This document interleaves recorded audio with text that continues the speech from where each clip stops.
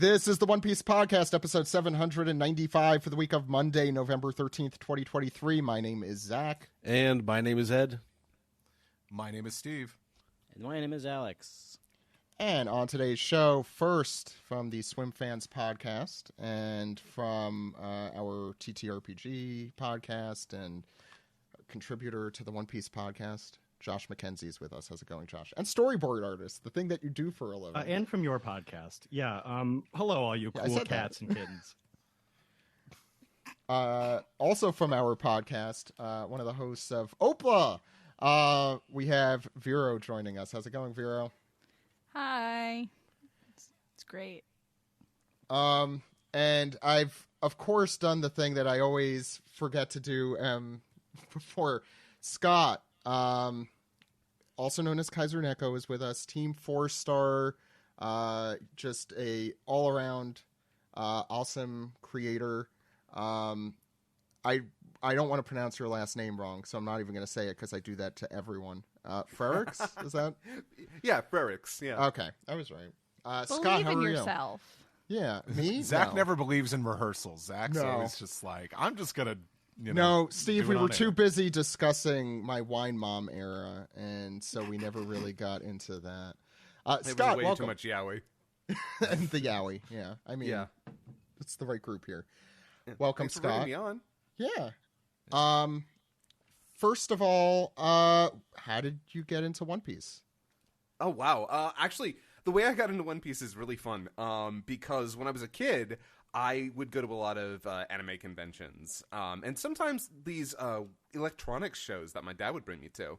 And at both the electronic shows and at these anime conventions, and this used to be a lot bigger back in the day, they've cracked down on this hard, they sold these really bad bootlegs of anime. And they were usually they were like Hong Kong Chinese DVD sets with really terrible subtitles. We've had discussions about these. DVDs and VCDs. Yes. And I was so excited because when I was a young boy, anime was not as readily available as it is today. And we were getting very select few shows back then. So when you show up at these conventions and they're like, hey, see this show with this really cool box art of an anime you've never seen? Here's the entire show for what, $20? And I was flipping out because I was the kid paying the $29 for 4 episodes of Cowboy Bebop. So when I saw the One Piece DVDs, like, yeah, by the way, here's 39 episodes for $20. Here you go. I was like, well, I guess I'm watching One Piece now. And I would for years call Luffy Roofy because that's how it was in the subs. And were you also like, wow, I can't believe Sunkiss is totally cool with them using their trademark? For this at 14, you don't care. And so, yeah, for the longest time, that's how I was watching One Piece. Then one of my friends was like, hey, those suck. Here's some fan subs on websites back in the day where you had to, like, sign up to their sites to watch them and then use BitTorrent after a while. And, that was kind of how I got into One Piece in the first place. Bad subtitles come better fan subtitles. So. It's the better of the alternatives at the time. Yeah. Nakama, okay. By the way, is... yes. It's an untranslatable word. Yeah, exactly. Don't ignore the fact that we have the word comrade. Shut up. Or that it translates to friend in every other circumstance. But we're the only ones still angry about this, though. Like our generation of One Piece fans. Namaka. Put on your Namaka, Zach. I have a friend who celebrates Namaka. Yeah. Nakama is just a brand now. It's like every fandom has to have like a trademark term. Crunchyroll uses it all the time. So now it's like Nakama, and I'm like, the Netflix stuff, like their account constantly with that. They've gone all in on that, and I'm just like, Like, I get it. It's like a word that doesn't exist in anything except One Piece. I mean that Nakama in English. The word Nakama means a thing that everyone says anyway. Okay, we're not getting into this. I'm going to moderate because I think we're going to be. We'll be we're here gonna all be night. taking the piss out of a lot of things today. I think we should let the anime fans have their silly little word for. I their agree. fandom. I agree, but No, very begrudgingly. I disagree. Scott. Don't let anime fans have anything. I'll They see don't. you That's a all good point. at NakaMaCon next year. I think that's That's an a actual thing. thing. Yeah, it's in Florida. It's really cute. I want to go. I don't mind them using Japanese words for conventions. I think it's not Yes. it's whatever that it's kind of used as like a fandom term now. What was really irking me was like 10 or something years ago when people are like, they should be using that in the dub, and I'm like, no, they shouldn't. No, they should not. Also, 15 years ago. anime conventions can use Japanese words for their names all they want, but they'll never beat OhioCon. You can't. You literally can't beat. You can't. OhioCon. That's true. Shout out to OhioCon. That is a great name. Located in Ohio, where the mornings are always. Did you guys? Morning. It's in a water park. They're always there. That's the I thought most that was distinguishing. Colossal Con. To be fair, that's the most distinguishing feature about Ohio, Steve. They have morning. That's true. Scott. Is there any other part of your One Piece journey? I guess we should ask first. And yeah. I've been in it a couple times. I've been. Oh yeah, that's right. Cool. Yeah, I've been in. I was in the dub a couple of times. I was one of Ivankov's queers. The guy who talked like this and he had the glasses and the rabbit ears. Oh, I know that guy. Oh yeah. Yeah, and I was one of the bad guys at the beginning of the gold Film Gold. Yeah, Film Gold. Yeah, Yeah. And yeah, so and I've been a couple of like voices here and there throughout. Back like when I was getting brought in for Walla and side characters and stuff. So Walla's fun. Walla is fun. Yeah. I can't act, so I really enjoyed that And when we did they it. should offer you more, Zach. That's all. Oh, I'm saying. shut up, Steve. I'll ask you our usual questions, which are just basic One Piece questions. No pressure. There's only one right answer for each. Oh God! First, who is your favorite Straw Hat? I knew that was going to be the question, and yet I'm still struggling because it kind of depends on my mood, I feel like. But I guess I'm just going to go to the one that I always end up going to. It's probably Usopp. That's the correct answer. Usopp's one of my incorrect. favorites. Usopp's one of my favorites just because it's really great to watch his character growth.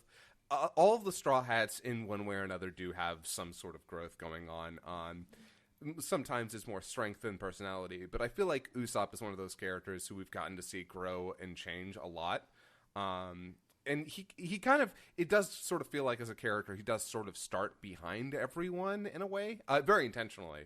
So he does have that more room to grow naturally, but just watching him constantly prove himself as, a part of the quote unquote weakling trio of just standing out so great. I love him. I love Usopp. But if I gun in my head, if I weren't picking Usopp, it'd probably be Zoro because I just love that giant himbo. He's so fun. So I'm not going to point Josh out here. Yeah, please don't. Yeah. Actually, Usopp is one of my favorite characters to the point where I sort of hate One Piece Stampede. Because to me, it felt like they tried to give Usopp this big moment, and I'm like, he's had this moment in better ways, in better stories. Why are you repeating this?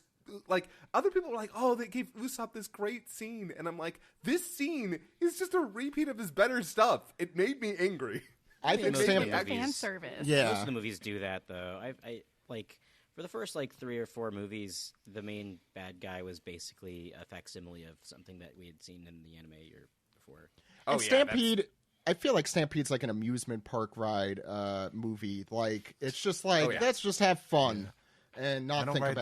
I don't ride the Little Mermaid ride at Disney's California Adventure and be like, it's the same thing as the movie. Come on. Okay, fair. I don't know. You're fair in your criticism of it, though. I almost said spit take there. I'm never coming back to California Adventure again. Said most people. Second question: who's your favorite non-Straw Hat?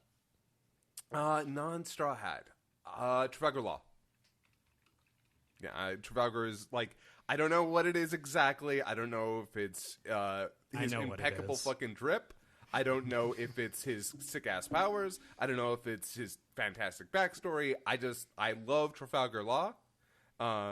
He's cool, and his voice is super sexy in both languages. So Yeah, I can't argue with.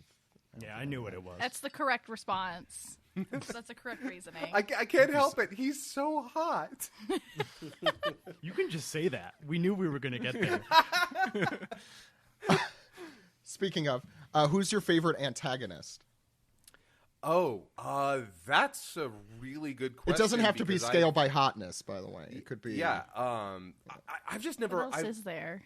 It's weird. I've never thought about who my favorite antagonist is. Like that's not one of the things I think about with One Piece. There's a ton of them. I mean, they're all phenomenal.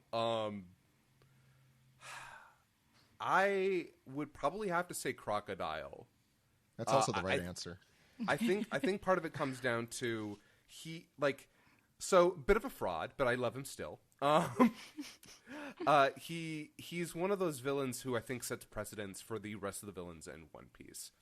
Up until him, we had some intimidating villains. We had Black Cat Kuro. We had Arlong. But there's something about Crocodile with his presence, his machinations, the way he handles Luffy.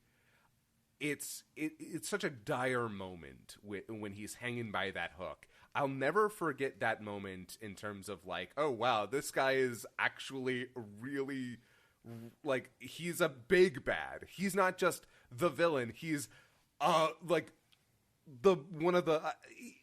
it's I don't know how to say it, but he's just one of my favorites. And not to mention just the fact that he keeps showing back up, and every time he does, he proves he's fucking Crocodile. It doesn't matter that he got handled by pre-time skip Luffy. He's fucking Crocodile. Have you considered that he's also very hot? That's true. He's interestingly, I've never been that attracted to Crocodile, but I am. I have 2 hours to sell you on this. You know, I hate to tell you. Maybe it's his ghostly complexion in the anime. He's not that gray. I won't lie though. Part of it does come down to I'm desperately hoping that he actually is he had his gender changed. I'm really hoping that is actually the case. It's one of my favorite rumors in One Piece. I feel like this flashback would have been a good opportunity to potentially find out about that, but the night is young. Yeah, it's not over yet. And I'm sure, I mean, we'll get more of that story with the Revolutionary. Anyway, Oda's gonna be like, "Don't be mad at me. I know she's a baby, but look, I gave you gays something. Doesn't it equal out?" Can I name the episode that yet? Don't be mad at me. I gave you gays something. I gave you guys something. Start Zach wrong is than that, always Steve. saying this. I am. Last question. What is your favorite story arc in One Piece? I'm basic. I'm sorry. I'm so basic. You know what? You Yeah, probably I know what you're gonna say. When I say basic, you probably know. But I literally rewatched through it. Like I put it on in the background because I was like, I never watched the dub for this part of the anime, so I put it on. Ended up watching literally the rest of the anime dubbed by doing this. By the way, Water 7. Yeah, That's the right answer. Yeah, that's the right answer. I mean, it's just such a solid arc that gives all of its characters something to do, a great mystery leading up to a... Honestly, I will say this, though, and this might be controversial, I don't know. I don't love the final battle between Luffy and Lucci. I think it's just okay. Yeah, I agree. That's not agree. controversial. I think the anime does a pretty good justice. I don't remember the manga. I don't know, like the stuff with Usopp and Luffy, I'd say, I think I haven't watched it in a while, but is like emotionally raw. I'm not trying to disagree with you. You're allowed to have that opinion, and it's perfectly Well, it valid. goes on forever in the manga. It felt like week to week. It does. It really does. I mean, it's the same kind of thing with pacing Katakuri. changed. Yeah. The pacing changed like dramatically when it moved to Sunday mornings, and that was That was also a problem. big And the anime problem. too changed, yeah. Yeah. I'll say the Katakuri fight was really good. Just reading through it versus the week This to is week. this is like the hot take podcast tonight, huh? We're Literally just, hot. Talking about the hot Well, yeah. characters. hot characters, hot people, hot topics. Yeah, I don't care. I don't care if Katakuri is a bit of a butt his face. I would. Wow, I've never heard. You mean because of the He's not. teeth? Or is it the hair? Oh no, it's the jaw. It's he looks goofy as hell, but I would. Leave the I think scarf that's on. on purpose. Josh is so upset with you right now. It's all right. Okay, then who is your One Piece boyfriend? One Piece. Oh, I mean, it's Zoro. It's okay. Well, it's, Naturally. okay. Here's the thing: it's Zoro or it's Trafalgar Law. Like, you know. Why not both? Not both. You've got 2 hands. You got 2 hands. Zoro can have 6. I'm gonna sometimes be on a good leaving. day. So Vero, do we call this is that- all yours. So do we call that like 2-man style or? Yeah. Zoro. It can still be 3-man. But It was going going to to be 3 because Scott's the. Okay, I wasn't gonna say that because I'm trying to be classy over here. Oh. This isn't a No, classy no. podcast, No. Scott. No, I'm Scott, learning I that don't think today you're aware. after the people we have 15 on years. tonight. It's This is this is going to be demonstrative of the rest of the show. Speaking of that, we have a Yaoi Thunderdome later, right at the end of the show. Okay, so for anyone who wants to stick around for that, go for it. I'll be here. That's for sure, and I'll be losing. Vero, can I get a for- taste real quick? How many Guernica X reader fics are there? That's a really good That question. one I didn't actually look up. This one, because I've always Scott for context. I'd like to do a little trivia where I pull up a fan fiction website and I say which ship is more popular on there. But Pixiv, just like some people went and looked at the most popular ships on Pixiv in the last year, and the numbers are very different from the U.S. numbers that I'd been pulling. So I was like, oh. I want to see if you, because Pixiv is more like commonly used over in like Japan and over in Asia, from my understanding. Oh, that's interesting. That So, stands. I believe that. I saw the #1 most popular male-female ship and was like, oh, I have to bring this to you guys. Okay, I'm excited. Ooh, yeah, That's me too. zesty. That's zesty. Yeah. If you have strong opinions about this chapter, please stick around for that fun part at the end. I'm assuming we're not going to have pieced together this week, given the time. But we're going to be talking. We're going to have a manga recap of chapter 1098, whose name I forgot to copy down before we started. It is Bonnie's Is it like birth. the birth of, yeah. You got it. I say the birth of Bonney. Before we get started, just a few little pieces of news. First, the Wano arc, after 4 years, thanks to Adil for bringing us this news, by the way, will end on November 25th in the anime, and Egghead will start on December 3rd. It began in July 2019. So both the anime and manga predated the pandemic. And the other few pieces of news is the covers for Boichi's one, and also One Piece Volume 105. I'm sorry, I had a cough. One Piece Volume 105 and Shokugeki no Sanji volumes, which are both, I believe, going to be in print. Well, definitely Volume 105. 105 comes out March 12th, 2024, and so does Shokugeki no Sanji, same day. And that's the cover, by the way, 105 with Shanks, Buggy, Blackbeard, Luffy, and instead of Pongo, for those who remember that character, we have Carrot. And the last thing, Steve, I'd be remiss if I didn't mention your podcast, 4Kids Flashback, specifically since you had a really wonderful, amazing guest who is related to One Piece on this past week. Do you want to talk about it a little, Steve? Sure. If you weren't aware, Maji Media is producing a new podcast called 4Kids Flashback that I host alongside Tara Sands, who formerly acted at 4Kids for many years on many different shows. And we're just like going back and talking with a ton of people that worked there. And most recently, we put out our episode talking with Sean Conrad, who was an audio engineer there. But before then, he was a rapper, and he helps come up with the 4Kids One Piece rap. Ooh. That I mean, he basically everyone was the that everyone loves. But no, it's a really great interview, and I think we've been producing a really good podcast. So if stuff like if that kind of stuff interests you at all, especially like if you're like into anime dubs too, highly recommend you check it out.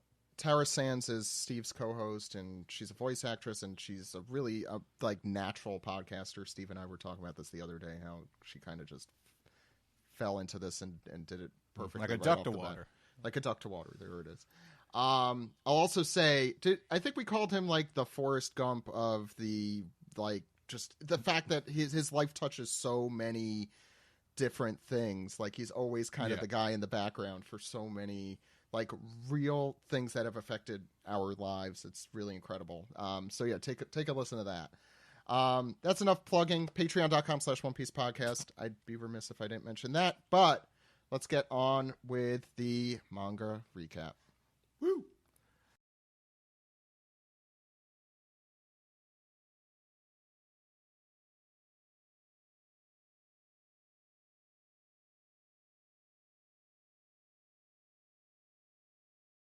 This is the manga recap for chapter 1098, Bonney's Birth. This chapter and all chapters are available.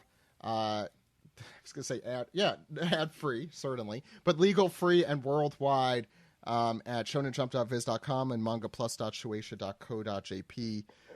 Ed, before we talk... Well, actually, it's related to the cover page. Why don't you mention that? What? Ed, why don't you talk about the cover page? Oh, the cover. I thought you meant the cover. Okay. Yeah. Cover of... Are you okay? I don't know. You set me up weird there. You said that a little weird. Yeah. Okay. And wasn't Delaney, cut all of what I said that was weird out, and only Delaney, leave the normal Zach stuff out of in. the episode. Yeah. Just completely like edit him out. So You have to replace him it's with just- like the sounds of dogs barking. Don't you dare! so just She's like so gonna do that. Bork, and Ed's like, what? Oh, that's right. All right. Okay. It becomes an episode of Lassie. Let me or do that. something, Let me do that again. Ed, what's going on the cover page here? Yes, this is a reader request for Brooke busting out a solo using an electric eel to power his guitar by our friend and yours, Noda Skywalker. But Brooke's got the power stance, the shark guitar. He's wailing widdly widdly wow on the guitar right there. Squibbity dibbity doo. Yeah. And then That's how he sings. we read on his pants a message from Oda says, "I didn't finish the art in time. Sorry." And I didn't need to be told. I mean, Yes, we you also did. have a message here from Oda. It says, "Mr. Dink, I broke your grill." wondering how far we get until a Doug I'm reference. sorry, just the way Ed read it. That's just what I immediately thought of. Mr. Oda, I broke your chapter this week. Broke my chapter. Then he turns into a green werewolf. Steve Y'all is seen that. breaking. Steve is the one breaking. So this has Yeah, never good heavens. happened. This has never happened in Yeah. the 27 years. And I kind of agree with what Ed said before we started the show. So I'll let Ed say it again here on the show. Yeah, just take the week off, man. You didn't have. I don't know. You didn't have to do this. You didn't have to come into work today, man. Yeah. Yeah. Don't do the stupid Ron Swanson joke. Don't do a half-ass. Use your whole ass. Don't do this. Well, like, I don't know. I just saw it, and I looked through the... We'll probably talk about this later, but, like, did anybody else just get really fucking sad? Outside of the source, like, whatever's happening in the source material, I'm just looking at this, and I'd been taking a One Piece break, and I just kind of read all the last 2 months worth of chapters, and I was sitting here, and I was like, they gotta let Peepaw do this monthly, because Yeah. this is... I don't want to, like... I don't want to disparage his like talent, but there are times where I'm like, I can tell that he's either rushing or like I'm just, and all of it comes from a place of like we know how these people are like treated and like what it does to their health, and like another. Oh my god! I literally a mangaka who I read her work when I was like a little kid. She was like a shoujo romance author. She just passed at like 50, and I'm like, I don't know. Let Grandpa rest. Let Grandpa rest. Let people hang out with his kids. He's old. He's older than He's me. 45. All men older than like me are 50 grandpa. something. Well, he's like I thought 48 I now. thought he was pushing He's 60. January. I don't know. He's 1975, isn't he? It's 1975. You're right. It's 48. Yeah. Wow. He's Peepaw. Yeah, The year with- Jaws came out. Anyway, it's it feels selfish as a consumer. Like I feel bad. I'm like I don't want no amount of how much I want to read One Piece is worth any person's health. And I wish that this was a sentiment that was shared by the top dogs, making him. Well, the chapter goes to some dark places this week, and I wanted him to be able to like put his whole not just publish this. Like, I'm going to say at the outset that I think the fact that it's unfinished definitely colors it, no pun intended, in a little bit. And there's no color in it anyway. It graphites it, you mean? Graphites it. That's the word. Yes. God, I am just not on my game tonight. I should have taken the night off this week. I should do this monthly. We should let Peepaw rest. Yeah, shut up, Peepaw, and keep hosting your P podcast. Yeah. This is the One Piece P podcast. Wow, that's too many P's. Don't.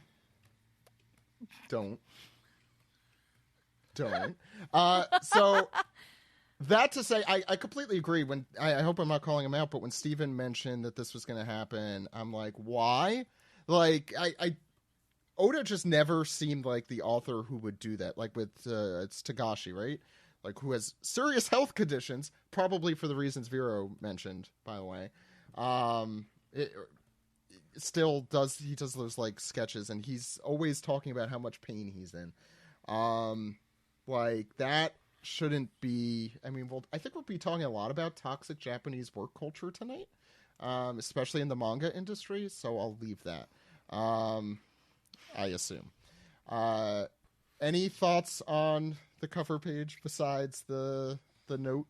I mean, I do like the cover page. It's just not done. It's like a Twisted Sister video where it's just like rock in the background. Brooke knows all about bustin'. Yeah, Noda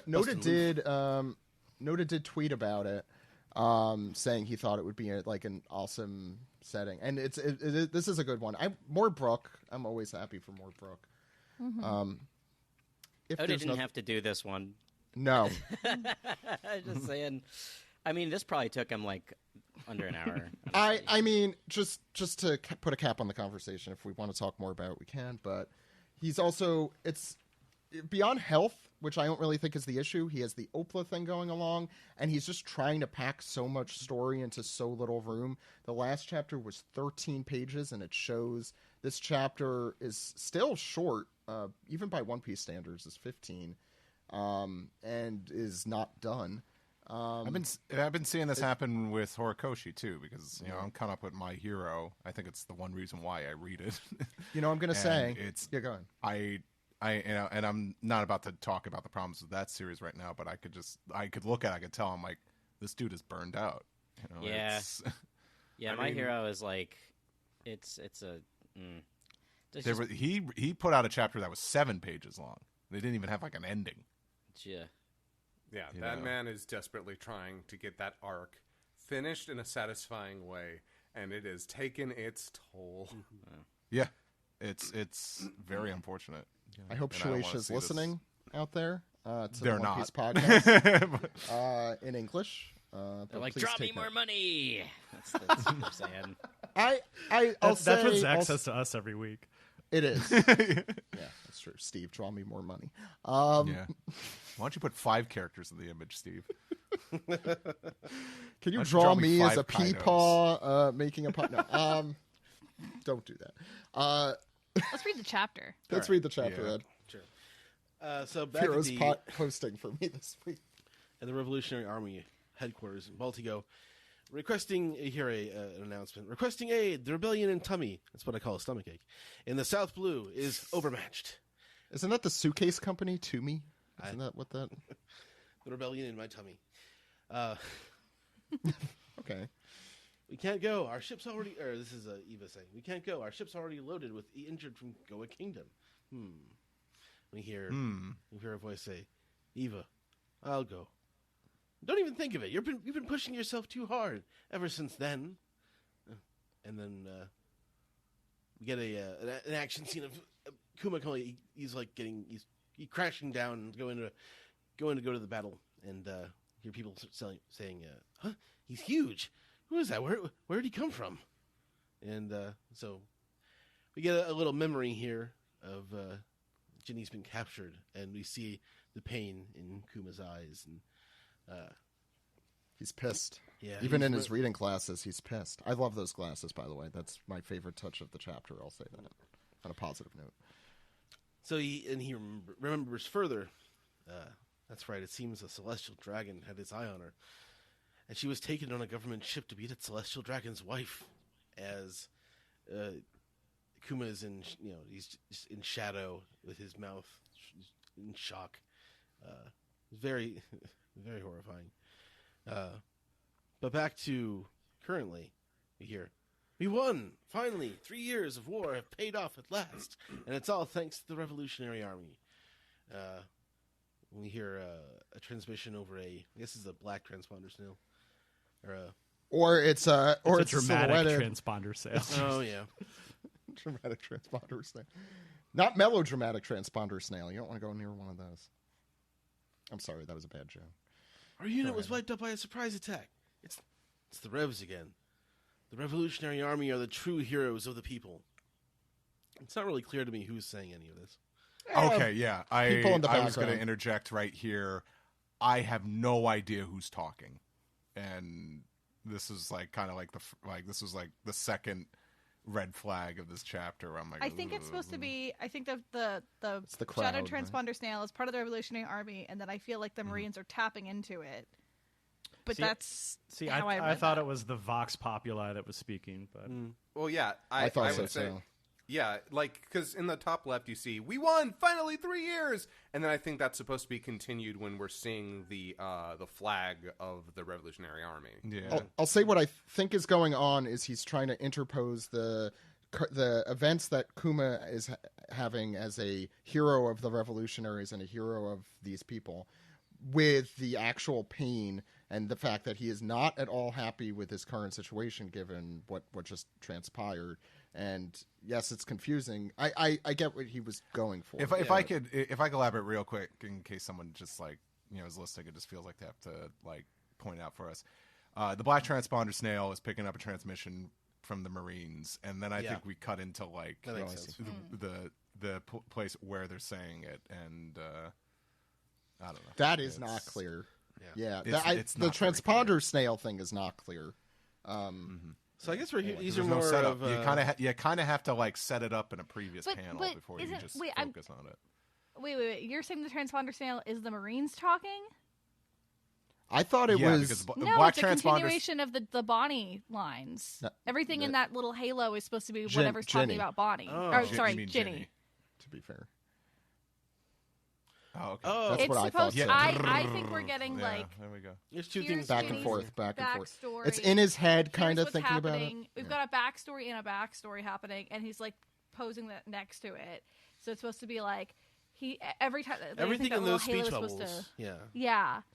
I Different- think yeah. again, if this were done, you could have them shaded or something. I feel like there's a way you could kind of. Oh yeah, I'm differentiate guessing it. this is the same snail on the previous page. That's obviously talking to Yes, Dragon. Okay. You're right. Yeah. I didn't notice that. I didn't notice that. So until you just mentioned it. while we're getting this debrief Yeah. of what happened to Ginny, Kuma is off doing all of this other stuff, and we're Yeah. seeing You know what? him being That actually makes me like the chapter a little more. Knowing that, I mean, it makes me. I think it makes the story a little bit better because it felt like we just dropped off at the end of the last chapter. Yeah. I'll just like to add, looking at this page a little bit more, it's everything that's on the right of page 3 is that moment, and everything on the left there. Yeah, Yes. that's other. I yeah, think that's Vero's what he's like right. trying Yeah. to do. Mm-hmm. But Except if he that, had yeah. Sorry. So again, part of the memories we hear, I'm so sorry, and so after Kuma he wins this battle in this other place, he tells Dragon that he's tired and he's gonna take his ship home, and he sort of sails off into the fog. Yeah, that's how he becomes a squiggly line. Josh. So in our exposition box, our curly box, Ginny, a captain of the Revolutionary Army, was abducted and made into a celestial dragon's wife. And then roughly 2 years later, we see a ship sailing, a hooded figure in the boat, a baby crying, and the figure says, "We're here, Bonney." The revolutionaries have a transmission, so we get an establishing shot of their base. "Kuma, come quick, it's from Ginny." And it is indeed Ginny on the transponder snail. Dragon, Ivankov, and Kuma are all listening to her sort of speak. They haven't heard her since she was taken. "Hey, I'm back, Kumachi, back to the lower world. I got sick, see? They didn't want me anymore. They dumped me off. Lucky me, huh?" You kind of get like a little bit of bitterness there. "Sick," Kuma says. "I really wish I could see you all, but this is me saying goodbye." Ivankov's head balloons to an even larger size, and he asks, he's not understanding what it is that she's saying. Kuma says, "What are you saying, Ginny? I thought I'd never see you again. Where are you? I'll be there at once." Yeah, what's going on in this panel? Now, I think the dark shape is her hand. Oh, okay, that's her Yeah. hand holding up the transponder snail, and then the other dark shape is her profile. Oh, I see it. oh my god, there it is. It's like an Okay. optical illusion. It's like one of those things. It's a sailboat. Zach, Yeah. No, it is yeah. a sailboat. What's it supposed to be? I'm sorry. So if you look, it's the silhouette It's of like her her face, mouth, and then her hand yeah. holding the snail up to it. The top shade is Oh her face. my, Yeah. yeah. Oh wow, I was too focused. So you on do the kind of pencil get to lines, see her yeah. potentially in this No, chapter. no, it Well, doesn't. we don't know what that's gonna. Okay. she says, "I'm sorry, Kumachi. I'm dying. It won't be long now." She's kind of struggling to breathe here. This is a storm over... Oh, the sea that her boat is in. Okay. No, that's Baltigo. There's this, Yeah, that's which I Baltigo, think yeah. is supposed Oh, to. alright. We talk about the dragon's powers and weather related, and it's probably not a coincidence. Oh, okay, that's the exterior. Okay, I got it. yeah. Kuma says, "What?" And she says, "I appreciate your concern, but don't come looking for me." And She then, continues. this is her continuing to addressing Dragon and Ivankov. "Dragon, big bro, watch over Kumachi. He's too kind for his own good." But Kuma has already departed. He's zipped out of there, runs past, barrels past other revolutionaries. "Move it. There's only one place she'd come back to." And he poofs away. But, she's still talking. "And Kumachi, just remember, I'll always, always love you."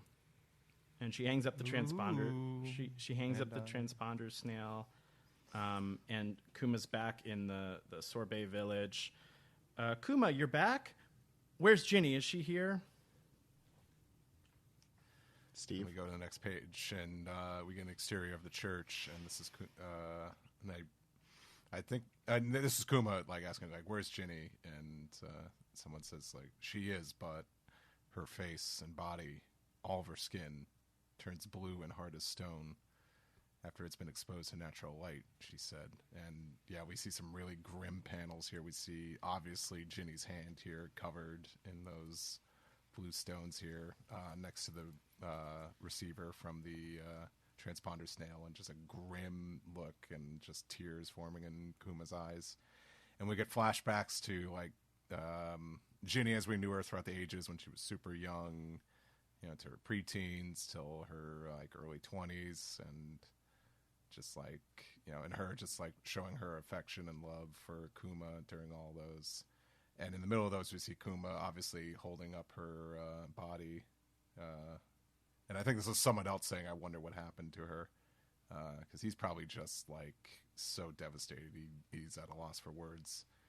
And the final ring, the last thing we hear from Ginny saying from the past was, "I'll make you happy," and it's juxtaposed with a panel of Kuma just bawling, and I think this is now he's holding Ginny's baby Bonney very close inside the church.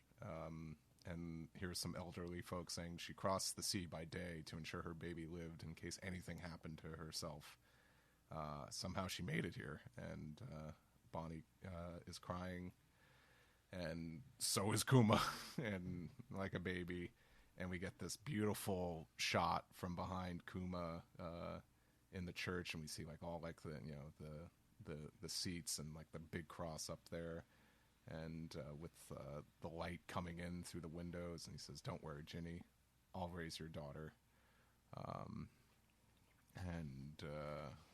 then the next panel we just see is Kuma at Ginny's grave, basked in dark shadows.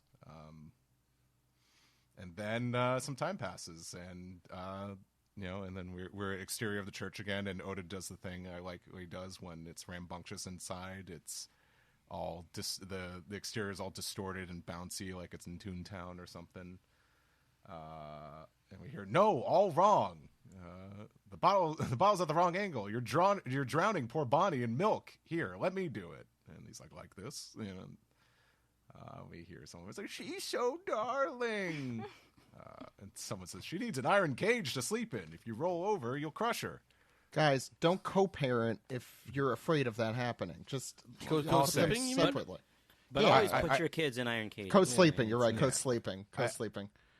My only advice, especially if they're orphans. My only advice to Kuma is you can be Bonnie's papa, but remember, Papa don't preach. Steve, I don't like how proud you look in the camera right now, and I know people can't see it, but I have never seen Steve look more satisfied than that landing there. Okay, good one, Steve. Was there anything else? Sorry, go ahead. No, well, I was gonna. Oh, okay. I was gonna read unless anyone wants to talk about. I was gonna say one thing, but I don't want to lose the momentum. Oh, okay. It's okay. The one thing I want to point out is that the cross in that panel Steve was talking about has a very familiar symbol in the middle of the cross, which may represent the sun.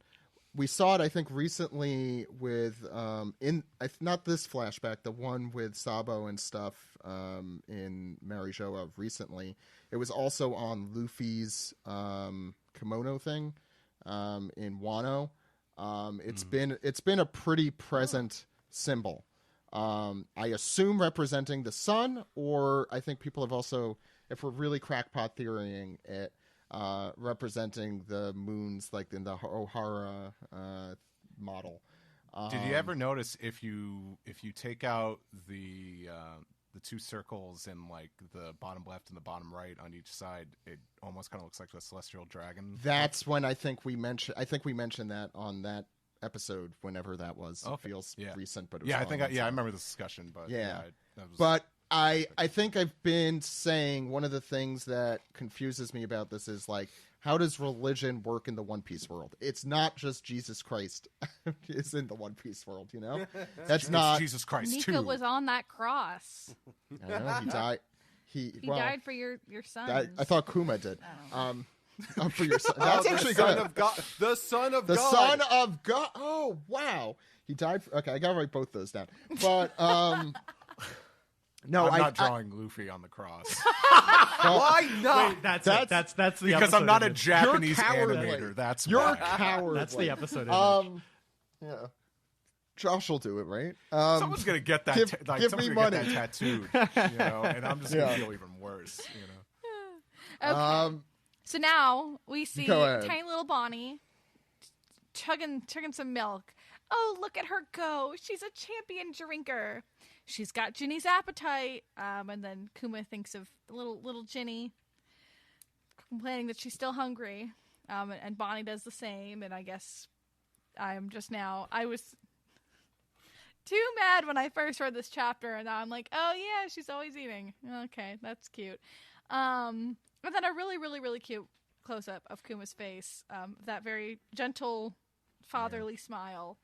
And we've got a little time passing, and we've got Bonney. She goes, Daddy! And Kuma just sobbing with joy. This is what I think Zach looks like on the daily. I was going to say, I do look like this all the time. I think that is, that's a future for many of us. And then another little time passing, and she's grown up a little bit more. She's maybe toddler age-ish or whatever. 5. And she looks, maybe. Oh no, past 5 is that. what she is later. So like Any 4 or 3. child between the age of 2 and 5 is a toddler to me. I don't know if that's right. No, I but think that's right. I personally think that's right, even if it isn't. Yeah. And all the old people fawning over how cute she is. Kuma is also in the back, just crying over her cuteness. Steve looks like that a lot. She looks like a little doll. It's really cute. And then Kuma feeding her. They're having a good time. I didn't even see Kuma in that panel. Jesus. Sorry, the one before. Go ahead. No, it's okay. But then we also see Kuma with presumably revolutionaries blasting people away, and we're getting these panels of him and Bonney having like a sweet domestic life where he actually seems to have. Is she waving goodbye in that little panel, that narrow panel? Yeah.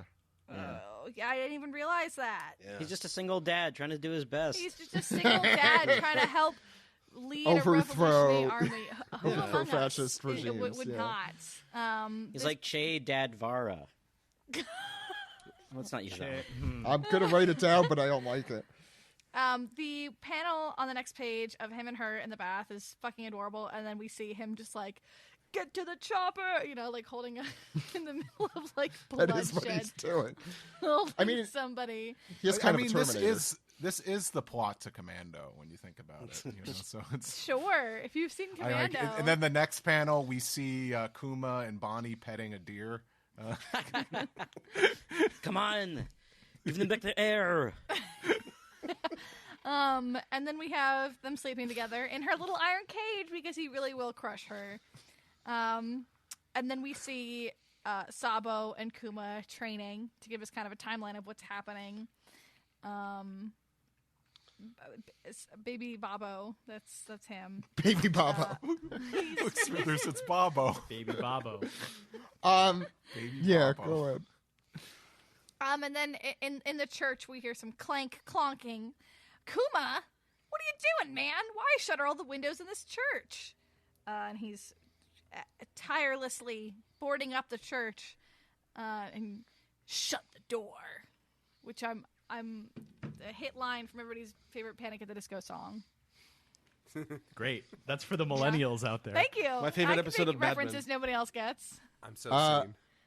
By the way, the 2 guys there, they come in the next page, or the Bonnie's crew. I forget. Gyo is one of them. I think we mention it every chapter. We do, because everyone forgets every chapter. I don't know who I was they going to be are. like, I don't know these men. I'm not usually the person to like, this is going to happen. Your man? I'm not the person Bonnie, who's come usually. claim your men. Yeah, exactly. Yo-Yo Ball. I'm not usually the person to say this is probably going to happen next chapter, but that iron cage thing feels like he is going to twist it in a bad way for her. Not a Rubik's Cube. Okay, let's move to the next page. And we see right where her piercing should be. There is under Bonnie's eye is a blue stone, and we have Gyo. What did you call it? Sorry, and Mohawk Guy, saying, "Wait, is that the thing that killed Ginny?" And Gyo and Momo. Gyo and Momo. I don't know. It's rhymes. It's fun. Baby Sam, Bobo. we don't believe him. Yeah. Gyo and Baby Bobo. Wow. Now, if that's not a One Piece podcast episode title, we have a lot so far. Baby Bobo. Anyway, and they run out to call a doctor. I'm assuming this is... Oh, no, Kuma's in there. But we just don't see a shot from Kuma after that. So they run to call a doctor. We have 2 expert doctors. First, guy who adjusts glasses saying, "Really? When you go into sunlight, take you out for a test." Not realizing that outside is sunlight. And then we have interesting looking person that looks very Oda, like we're supposed. I don't know. Anyway, they say it's not white lead disease. I'm sorry, I didn't recognize that. I'm sorry, I don't recognize this callback. one. Callback to. Nice callback. There is a similarity, so I'm glad he at least addressed it. He's like, there are many diseases in this world. Yeah, there's two. One is being a mom. And that's in the One Piece world. That's just that one has like a 99.9% fatality rate. Yeah. 100. Yeah. Especially if you carry the child for like 15 months or whatever. Even Big Mom died. 20 something, I think it was. Yeah. What was it for Ace? Right? It was like. Yeah. I It was like when we 15 did months. that- Big Mom. When we did that We don't know episode, if Big Mom died, and if she did, she fell in a volcano, and it took a lot of effort. to be fair, that's the coolest Oh, way to die. But She's she worth wasn't like 500 spared. moms. She's actually the biggest mom. It's in her name. Why doesn't the Charlotte bigger mom Linley. just- Why do you think she Eat became all one of the the four emperors? Because she was a mom. She did eat them. She did eat them. That put a big bounty on her head, just being a mom. How dare she? God, we're breaking everyone here. Let's get back to Talking the about serious. a serious One Piece chapter, guys. Thank you, Vero. Get serious. Thank you for getting us where we need to be. Kuma, we cut to Kuma facing with the rest of the revolutionaries, and we find out he has quit because Bonney has caught the same disease. And Kuma And Ivankov, don't look directly into the camera. Ivankov jump scare. I love Kuma in the glasses. I feel like that needs to be said every time. He says, I don't know what to do, but I want to be with her. And Dragon says, very well, live without regrets. We'll ask every doctor in the world that we can. And he says he appreciates that. And we head to 7 years ago. Where did we start this? Where were we 2 years after? 14 years, I think? 12? So, 34 years. Whatever, I'm not doing math.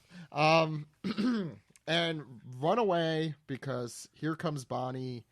The one in the middle is garlic of some sort, or like what, or onigiri, or clearly supposed to be something. Garlic Jr. Garlic Jr.'s back. And What, Garlic Jr.'s back? Sorry, I gotta say. sorry, that you fixed it. Yeah. Thank you. And they run away, calling her a vampire. And here's Ms. Bonney, age 5, lifting her middle finger, saying, "Get lost and don't get found, stupid brats." I assume she says it in like a cool, gruff voice. They say, "Yeah, you can't come this far. You can't go past this line." And this guy holds up a crossing. You're much like Usopp in Thriller Bark, since we were talking about Usopp before. Where holding up a cross was first invented. Yes. He says, "Shing." Yeah. He says, "The Son of God will protect me." The Son spelt with a U. You're a vampire who can't come into the light. Take this cross. Shing. Shing. And She's she like- kicks him upside the head. It's not just any kick. It's the freaking the guy next kick. What is it called? Yeah. Inazuma kick. Inazuma kick. Yeah. That's the Hiyori Momo kick too, right? It's kind of similar. No, that was No, she uses two legs. She uses two legs. Oh, That's right, a drop right. kick. Yeah. You're right. And it's I say not this meant because to this is injure. a cool looking panel. I don't know. I'll just point out. Love the way he drew the hair. Like the hair's got a great flow to it. Honestly, Yeah, Probably the best. it's one of my favorite gags. It's like in this whole like backstory. Just this kick. This is a church, idiot.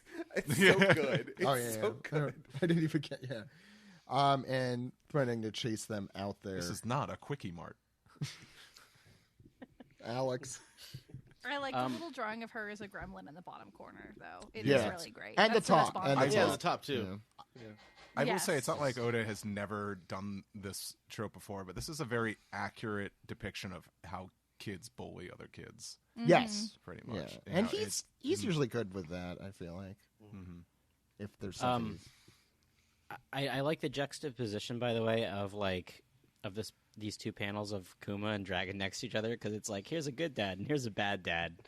Like, Yep. Dragon's like, oh well, I would never do that for my kid, but yeah, whatever, you do you. This sounds like a segment on Animaniacs. Good dad, bad dad. Yeah. Let's get Tombo But which Dad. one of those kids is gonna be the future king of the pirates? Huh? That's true. Results do be speaking for Yeah. themselves. Jeez, the moral of this manga is even more checkered. Abandon your children. Yeah. Be a mangaka. Abandon your children and be as mangaka. Yeah, I believe that's the thing they said in Wano. Go ahead, Alex. Munachi? I don't know. Muna. I got to write that down to figure out what it would be. Go ahead. Akasap. It's a joke only 4 people get in, but it's gonna. Go ahead. And Maddie, too. Shout out to Maddie. Yeah, shout out to here Maddie.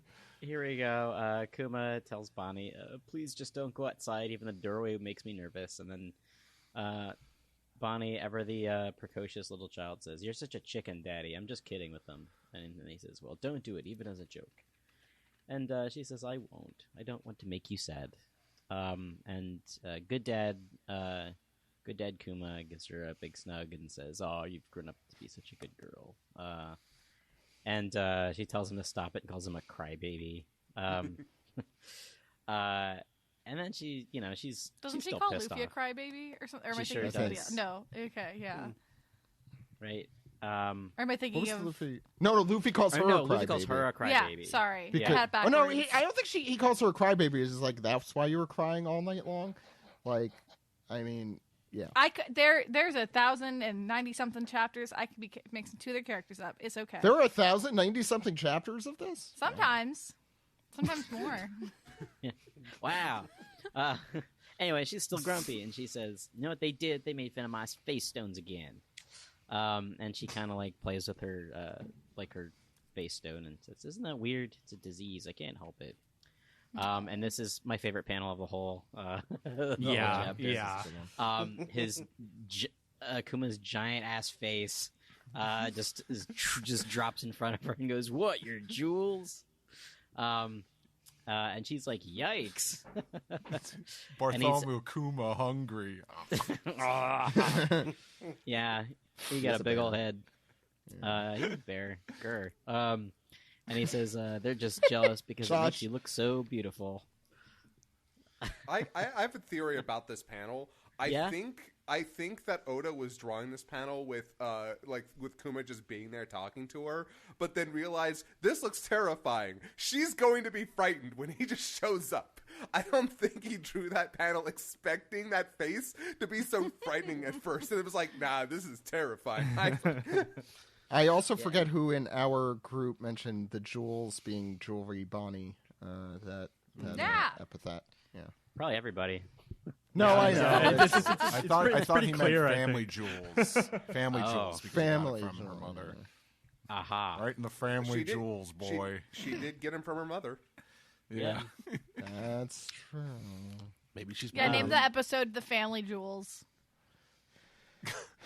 Write that down. That's I was about to say, I am. back but in I don't like Amazon that. Lily, back when Amazon Lily, when Luffy said those are my family jewels, this is what all the Amazons. You know, thought. it like oh wow, it definitely colors that phrase in a really sad way. It colors it blue.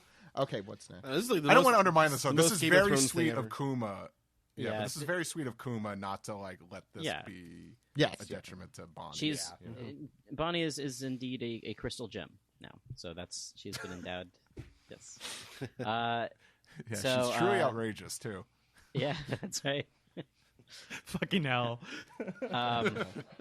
Two different references crossing. Very nice. I like it, Steve. Put it on a T-shirt. Yeah. Put it on a T-shirt. Don't. Yeah, mash up tee.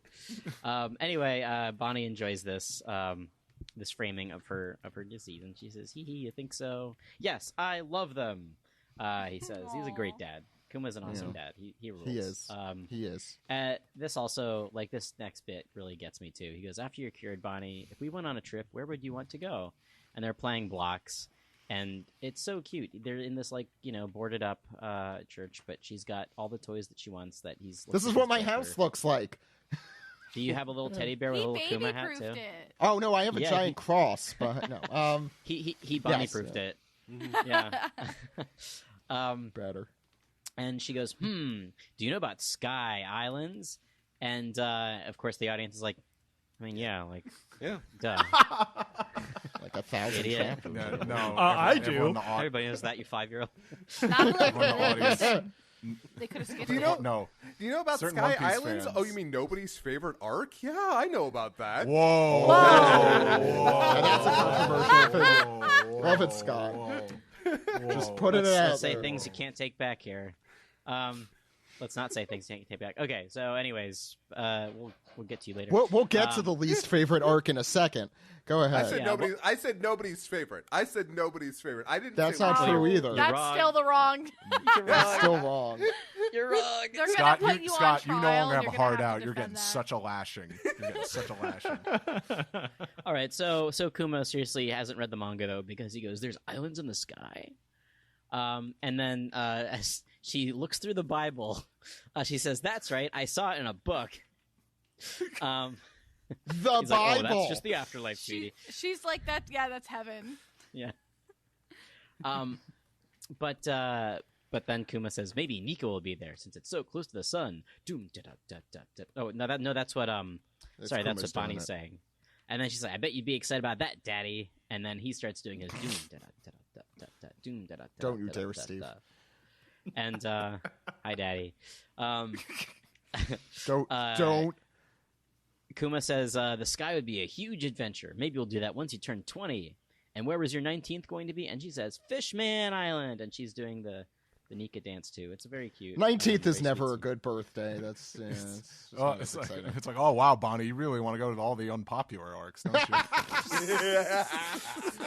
Now don't say things you can't take back. Yeah, for her 21st birthday, she's going to go to Dressrosa Oh no! or Syrup Village. No! So anyway, time passes. Or all the filler And- arc places. Sorry, go yeah, ahead. and we finally get to a doctor that knows what he's talking about. And he says, "I'm afraid what your daughter has is an incurable disease known as sapphire scales." And he goes, "You know what it is? Please, not so loud." And he starts whispering, and he says, "I've only heard of a few cases in recent memory. All kinds of natural light, sunlight, moonlight, cause the stone to spread. But even if you block the cause entirely, it will eventually spread over time." I'd be remiss if I need to mention something. So we talked about how Steve looked a lot like Kuma. We named an episode after a few weeks ago. Oh, did we? Does this doctor kind of remind you of an older Alex? Yes, No. yes, it does. It kind of looks like Yeah. Ed, though. I think. No, I didn't see No, that at all. I say yeah. I see like Yeah. a You match the fusion. two of you together. Yeah. I see that. If What if would they that name be? Is it if they made Edlix. Edlix? Wow. Many When are you saying get Star this. Trek character. Many are saying I was gonna Yeah. say, Alex, I Or know you're Ad. just starting Voyager, but there's a really ridiculous episode of Voyager. I know that about you just Tuvix. referenced. I know about Tuvix. Okay, good. Oh I yeah, watched from Lower the Decks. They had the whole, the they had a Lower whole Decks, episode yeah. about it. Yeah. Edlix. Okay, that's an interesting name. Yeah, keep saying it, Zach. Edlix. It's their ship name. Or Otto. ADO. There you go. Oh, I think you're yeah. gonna get sued. I think that would be Scott. All you, the last. Yeah. Alrighty. Do you so guys think Kuma looks like Mickey Mouse here? You're interrupted. We never do that. He does, though. Yes. Sorry. Speaking of suits, speaking of lawsuits, yeah. So Kuma looks on in disbelief as his line art starts to fail him. I'm going to be brutally honest with you, sir. Your daughter has 5 years to live, at least. Or at best. At least would be the better scenario, but no, probably 5 years at best. She won't see her 10th birthday, and there is no cure known yet. Age 10. He looks on. He's just about to cry, the poor man. It can't be. She's so healthy. Is there really no way to stop the disease? He opens the door, only for Bonney to scare him. Boo! He falls over, just basically screaming. Bonney, I thought you were asleep. I heard that. What about age 10? Age 10? Oh, what do you mean? I heard you say age 10 as she crawls on top of him. What are you crying? Wait, are you crying? Is it about me? Oh, age 10, yes. At age 10. Would you believe that, Doctor? He told me that you won't get better until you reach age 10. What are you doing? What are you doing? What are you brother, doing? No. What a sitcom moment of the person just doing the exact wrong thing and you're yelling at the screen. No, What this are is- you th- saying? This is Nick Miller behavior right here. And she's like, huh? It seems so far away. I was feeling... I think this is her. It seems so far away. I was feeling a little down about it. No, I think So- that's Kuma. Oh, yeah, you think it's Kuma? Okay. Yeah, okay. that's why he's like, Yeah, oh, that's why I was saying it out loud. Yeah, you're right. Yeah, that makes sense. You So right the I'm going to first be time. better when I'm 10? With just the biggest, happiest eyes. And then I can go around the world with you? Oh, no. What do I do now? Wah, wah. Oh, that's I the just sound made a effect. serious mistake. Of course, you'll be better when you're 10. Yay! What have I done? You could have stopped talking. Yeah. Keep Just saying been like, it. shut up, little girl. And in the next panel, we see the Sorbet Kingdom in flames. 1 year later, the nightmare returned to Sorbet Kingdom. Hey, Kuma! Kumachi, you have to help! King Ekuri's gone and done it again! It's 16 years ago, all over again! He's gonna burn everyone he thinks is weighing down the country! He's inhuman, I tell ya! They're slaughtering folks in the street! Kuma looks on. Huh? All these voice actors lately are raising our production value too much. I was gonna say, Scott, has anyone told you you have a good voice? Thank you so much. Yeah, you did too Dial much it back justice a to the bunch, squiggly will ya? lines. Yeah. Steve and I making the same joke at the same time. That's it for 1098. The manga is off next week for Oda to finish. Sorry. Thoughts on this chapter, Scott? I know you don't have a ton of time, so I'll throw it to you first. Yeah, I can probably go 1 or 2 minutes over. I don't want to rush, but I actually really like this chapter. I'm one of those people who doesn't love every time Oda does one of the flashbacks. Some of them sometimes feel a little, do we really need this right now? But this one in particular has just, I don't know what it is about it. It has hooked me. I think particularly because Kuma himself is a character that I didn't realize I was going to fall in love with as much as I have, but I just love this big old teddy bear, pun absolutely intended, just trying his best to look after the poor women in his life.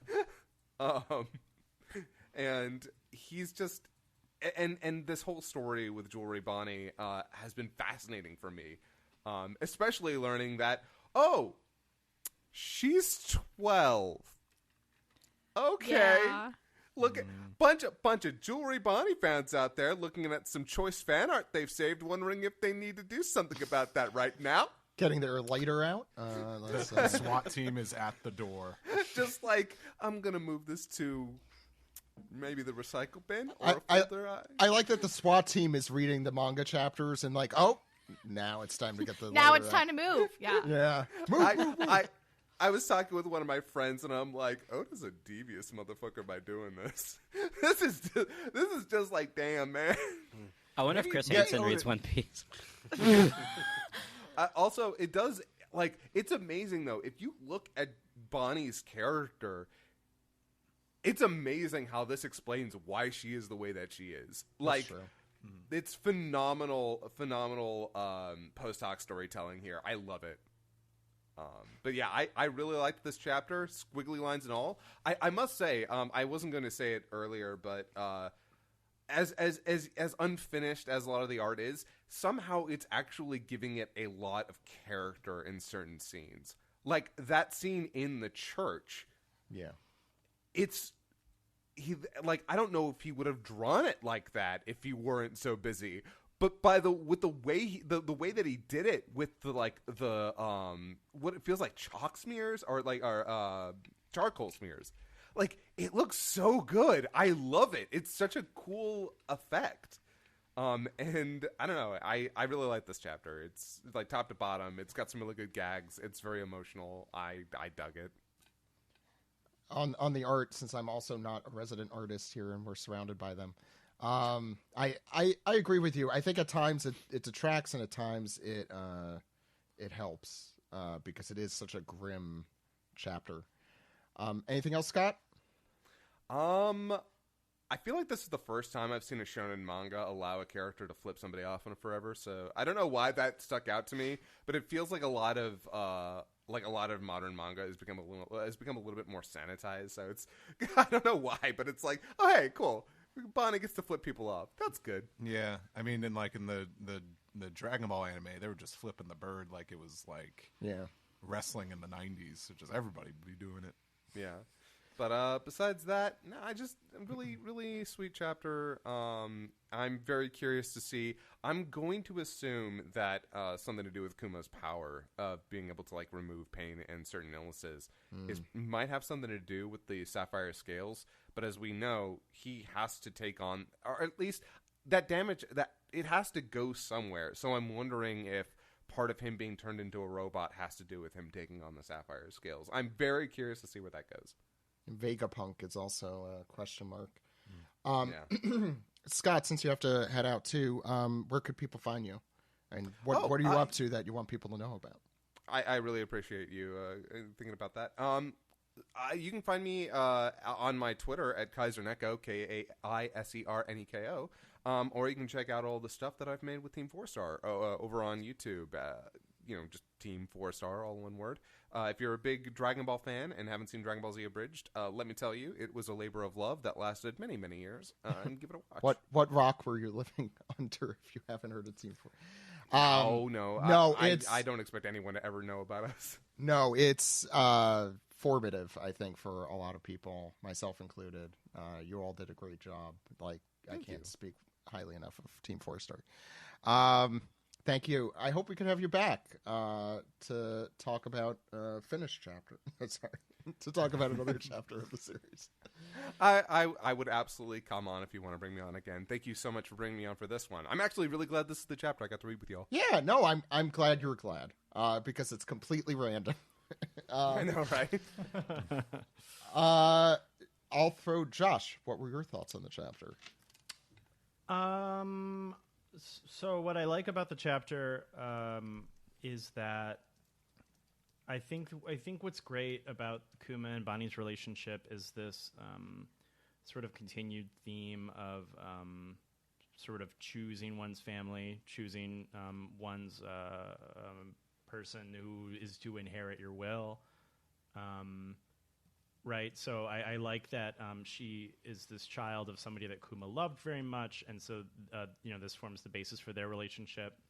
And I think that fits what we know about the series and the characters we've come to love better than a blood relation. So, like, in that way, I think it's great. I think it's One Piece. I think a lot of the backstory is very sweet. I liked seeing her development.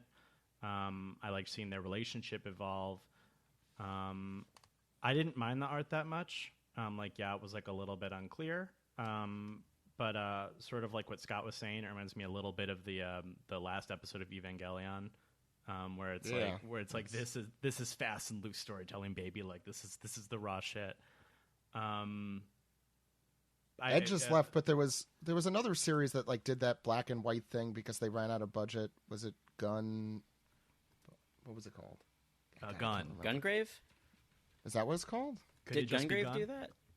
It was a series of movies that anyway. Go ahead. I can't remember. See, Ed would have known, but Ed, because I saw it with him. That's why I remember at an anime convention we saw that movie, and I'm like, why is it all sketchy and in black and white? And he's like, well, they ran out of budget. Gun Ed, yeah. Gun Ed, that's it. That's the one. What they did with Ginny wasn't my favorite bit of backstory. I think it's a little grim in a way that I think is sort of atonally consistent with the story. I liked Ginny a lot. I sort of wish there was a way to have sort of seen and developed her further.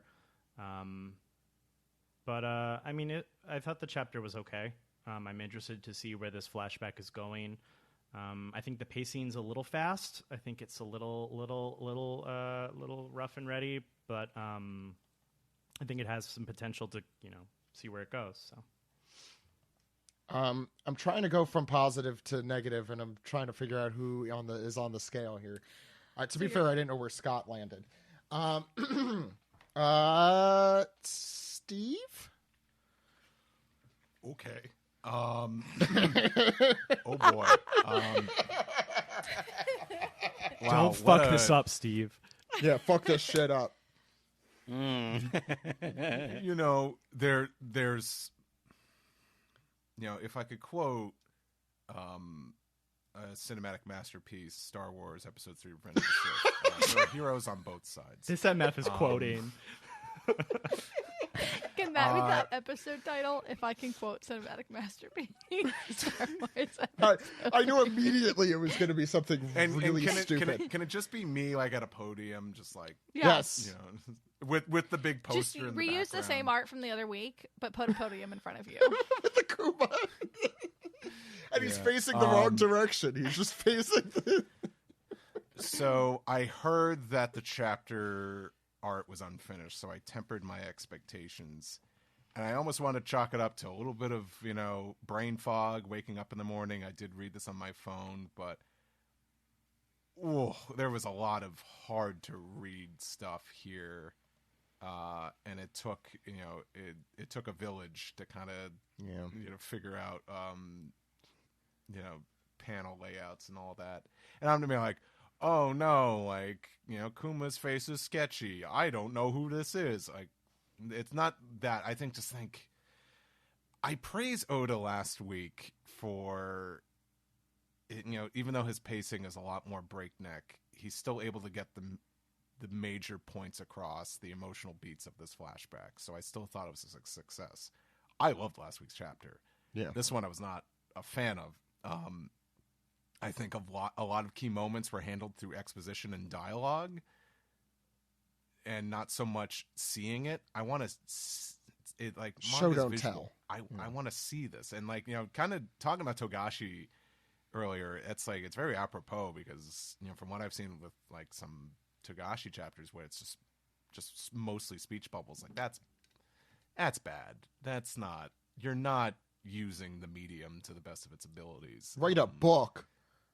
And I know Oda's older, and I'm not gonna be like, oh, his art sucks now. It's no, that just you get older, And also this weekly Shonen Jump schedule is bananas.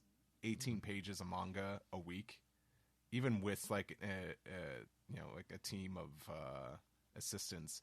It's still crazy. And and we were talking about this earlier. This does wear you down, and I'm sure it's wearing Oda down. I mean, we've seen it. He got corrective eye surgery,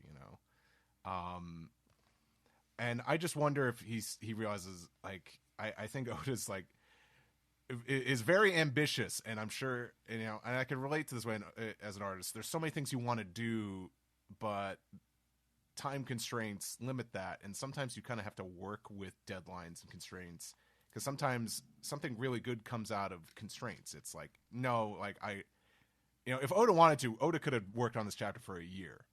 But, it's sometimes it's almost like you gotta, under these circumstances, the art's almost better for it because it was knowing you only had so much time and this is what you came up with is still great. I don't know. There's a good analogy out there probably. I don't know. Yeah, I mean, I think some. I mean, obviously, some of us work and do this in a professional capacity, and some deadlines are good. Some deadlines help you get work out the door. They help you stop overthinking. The limit is helpful. If the deadline then becomes more of a guillotine, then simply push the deadline. Yeah. That's just this me. isn't this isn't always the deadlines are always right. Yeah. That's not the case. But sometimes they are. Anime, That's the tricky part. Sometimes they are. Yeah. The anime was a "Don't Mess with Aizokin." Is that what it was called? Yes. Yeah. Aizokin. There's a with the tall girl who's the producer editor really great moment when she talks like that. There's like the animator. She's like, "Oh, but I want to make it really good." It's like we don't have time for that. You have to make it good within the time frame. Yeah, I remember that scene. Yeah, that's a great show. So I always think of that. I always think of that with just any kind of art making.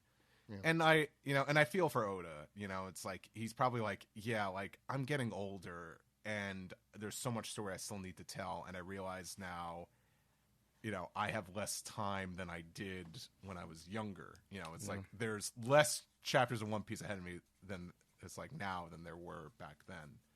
But that being said, though, and I think I talked about this last week because I revisited the Great Chopper flashback, but wow, does that feel more like moments get to be moments, and so much and these flashbacks kind of like stand the test of time, and they almost stand alone as their own stories.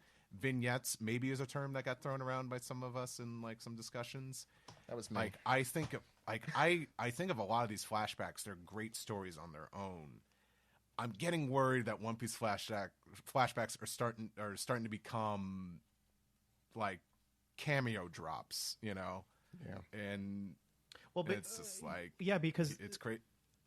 Go ahead. No, it's just because like these flashbacks that we really love, like Nami and Chopper, right? They're there to fill an emotional beat, so they can sort of be this moment. They can sort of evolve on their own. But you're right that like flashbacks like this do have to be cameo drops, right? Because this isn't so. I mean, it is supposed to serve this purpose of telling us about Bonney and Kuma, but it also does have to like sort of place us in the world, because we're at that kind of point in the story where blocks have to start settling in. We no longer have the luxury of watching like Bellemare make dinner for Nojiko and Nami, unfortunately. Yeah, absolutely. That is a very short flashback in the manga, by the way. Like a comparison I thought in my mind was, I was thinking of, if Brooks' flashback was done today, you would just have a panel that says, Captain Yorkie's sick, and then the next panel would be, congratulations, Brooke, you're the new captain of the Rumbar Pirates. Like, you get this really great moment in that flashback where Brooke is at, like, Yorkie's bedside, and just like... God, would the Bink Sake performance be what it was? I do think I do wonder if this has anything to do with the fact that Chapter 1000 is in 2 chapters, and he's like trying to Chapter 1100. Whatever, 1100. Sorry, we did 1000 already. I'm old and dumb. I wonder if if there's pressure from his editors, or if it has anything to do with that. Because I'm in agreement with you. This is, I'll say more about it. This feels like those people that are like, yeah, I watch shows at 1.5 speed. Yeah, exactly. That's it. it. Quitters, that's you well babies, said. you big babies. Don't listen to us at 1.5 speed. Actually, it's fine if you listen to us at 1.5 speed. If we're gonna go on TikTok, I have to post all your clips on 1.5. How dare you? I speak very. And then there's going to have to be like Temple Run underneath, and then also a soap cutting video. All of Zach's lines are Doja Cat now. So, are you sure you don't want to do what they did with Martin Scorsese and just give me a little cutesy voice filter? Oh, I'm going to voice filter you all the time. Thank you. Yeah. I thought Vero does that anyway. I don't want to take up too much time, because I'm sure a lot of us have things to say and are going to say similar things. I sure do. Bonney age thing. You're going last. Bonney age thing. Yeah, it's weird.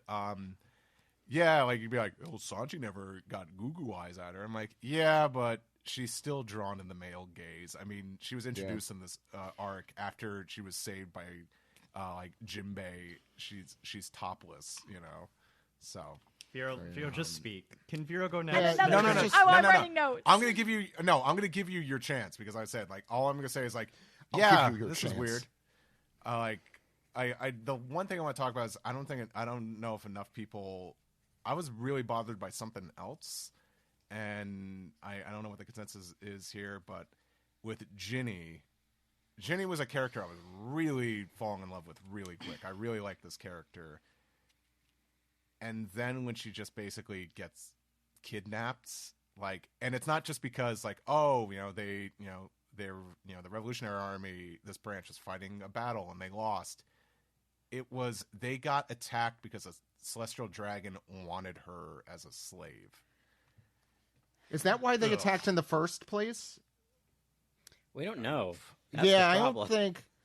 No, they just say yes. I agree with Alex. There's the panel that says that's right. It seems a celestial dragon had his eye on her, and our unit was wiped out by a surprise. Yeah, she was taken on a government ship to be that right. celestial dragon. The other problem is those panels were not obvious as to where things were happening. So now she becomes an item, and I guess there's ways to write that into story, but then her. Most likely, her baby being a result of this forced marriage really didn't sit well with me. Yeah, I mean, that's me putting it lightly. Yeah. That didn't sit well with me. And then also the fact that, like, wow, you have this really fun female character, and then she grows up to be a badass. You know, she's like, she's like, messing around with her rifle, just hanging out with the boys, and she seemed so cool. But then but then she could just be objectified like this. Oda sucked. I know it's my turn. Oda loves to be like, I'm writing strong female characters when he's really just manic pixie dream girling them so he can fridge them. That he will be like, she's spunky, and people will be like, that's a strong female character. That is not what people are looking for when they want a well-written woman. Agency is people want agency. And Oda thinks spunk equals well-developed woman because people are like, wow, she's fun. And then he's like, oh, by the way, she's dead. I did that so that you... Anyway, that was my line. I will give you Vero all the time in the world. Don't worry. And it almost happened, like, her being captured happens off-screen. Her dying is basically off-screen. It's like, and before you'd be like, so you're mad that she died? No, I'm not mad that she died. I knew she was not long for this world. I just thought, like, doing this to her really kind of just, it's like, it doesn't matter how spunky of a woman you could be in One Piece. You could just become someone's sex slave. And that really didn't sit well with me. And it's just this is just a mess of a chapter for me with just its pacing, its page layouts, its way of conveying the story through words and not its pictures.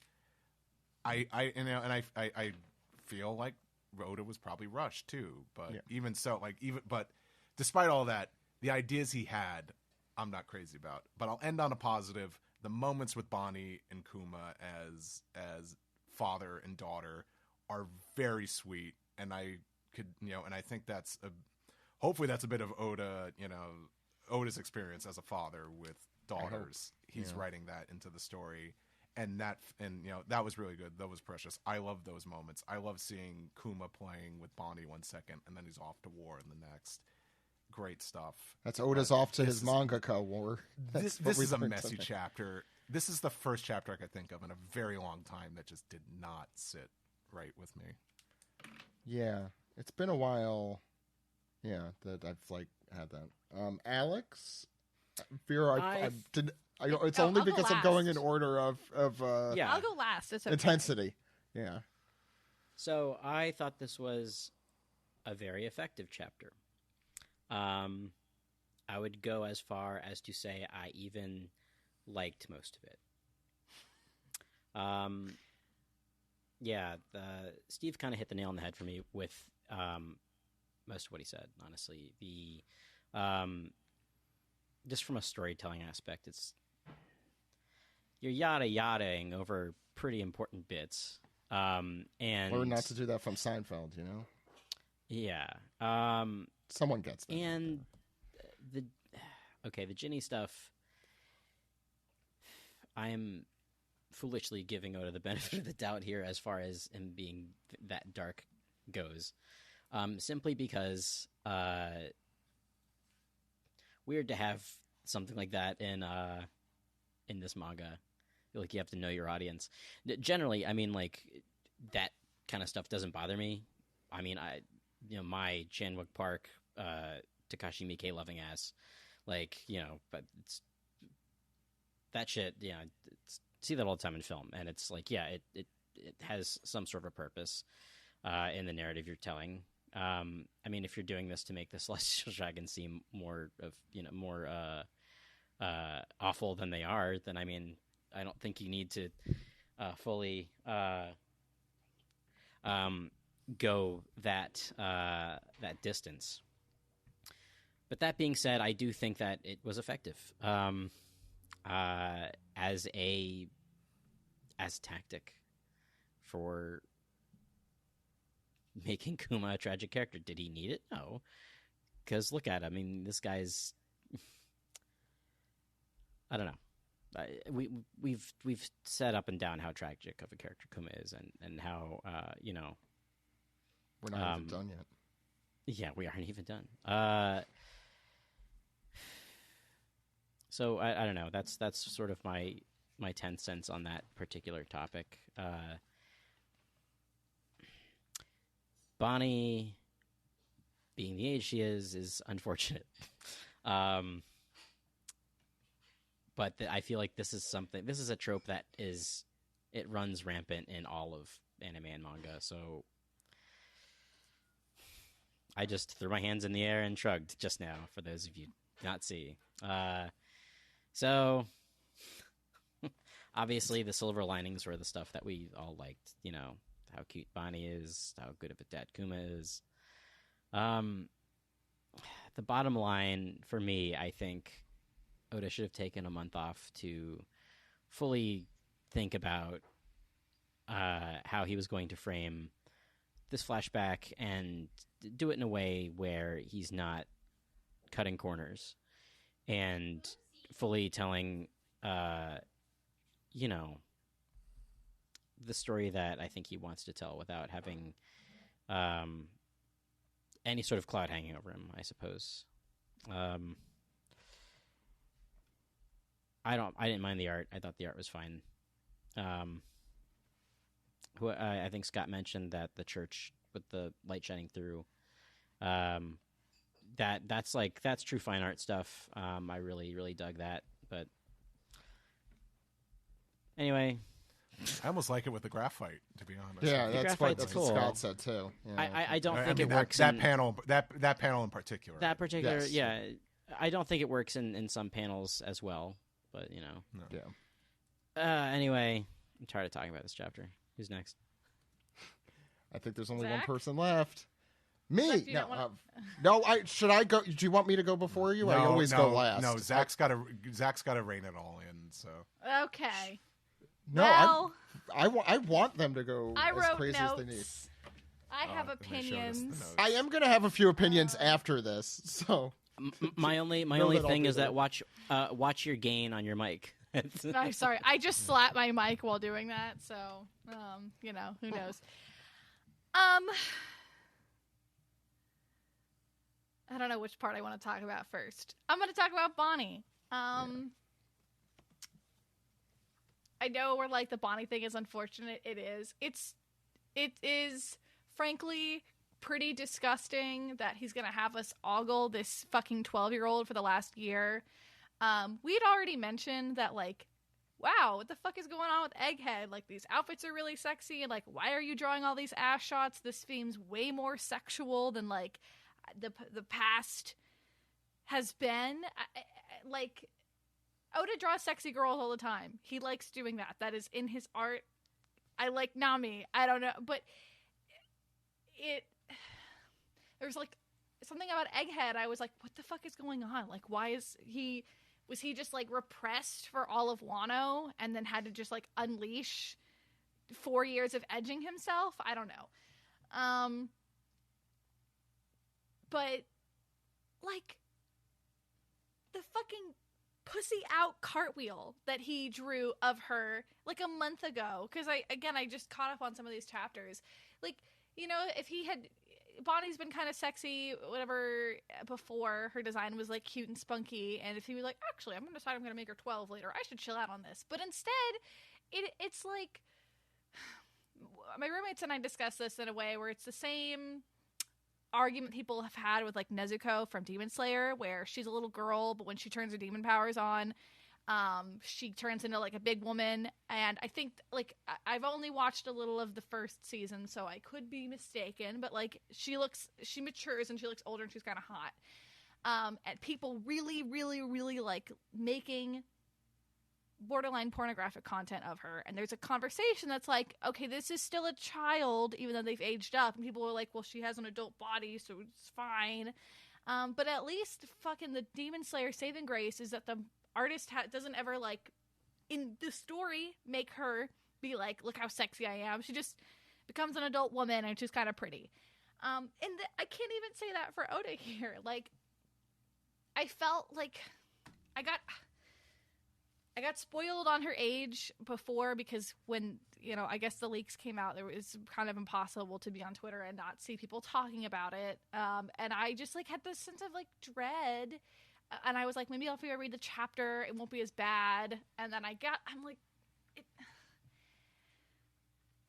you get touted as like the mangaka who at least somewhat respects women and gives them kind of agency and like is sexy, but like in a way that like is a little bit better than most of the old manga that's out there. And then it's like a sense of betrayal, I guess. I just feel icky. I don't know. I had to rant a little there. I don't know. It's making the reader complicit in objectifying Bonney. That is the worst part. If he was drawing Bonney normally and there were some weirdos who were still like, I'm going to make her sexy because she's an adult. I don't want to be... It makes me, like, not want to continue reading because I am like, it feels like an internal moral dilemma, I guess, to a degree of like, just where do I draw the line, I guess. And people are going to say that I'm making a big deal of it or whatever, or, you know, I've seen people being like, oh, well, her mind ages with her body. And I think you're fucking coping. She's literally acts like a child. The hints of her being like this, or the fact that she's a kid. If you were the kind of person who thought she was hot before and they're now like, ooh, it's not, I mean, that's not the end of the world. It's like, it's like, why depict her like that if you are about to tell the audience, by the way, this is a child who's whatever. That's the thing that really upset me. I think what really exasperates, whatever, inflates my feelings is in the same chapter where we have to reconcile that we are like complicit in ogling a child. He wants us to feel sad about a woman being sexually abused. He doesn't get to do those both. He doesn't get to be like, look how sad this is. She was taken for somebody's wife, a fucking sex slave in the way that like Boa, I feel like, was implied to be. Look at her baby. And then it's also like, now I'm going to sexualize her baby. I feel like very, very upset. And I feel like he doesn't, maybe he doesn't even like acknowledge the disconnect there. I think Oda has a weird history of like, he like writes women really well sometimes, and then also wants them to be conduits for pain as the way to build character for them. Like, he can only like and I feel like so much tragedy around women in this story like deals with like, sorry, I had notes. I'm just kind of all over the place, but like I'm thinking about how like in Dressrosa, Viola mentions, I think offhandedly or something, that like her and Doffy were lovers, but she hates him. SBS. And I'm like, is that what? Yeah, okay. I know it was like a throwaway kind of thing, but yeah. Well, it's a throwaway thing, and like I think it was framed in a kind of jokey, positive way, and I read it and I go, holy shit, that's horrifying. That is like, and Oda's never going to be a woman, and Oda has the problem that, like, so many men have where they can only conceptualize women as people and the form of, oh, this is my mother, or this is my daughter, or maybe this is my spouse who I also kind of treat like my mother. And those are the only roles I see them in society where I can, like, conceptualize their pain. I can't think of them in any other form. And Oda just loves to, like, kill mothers. And then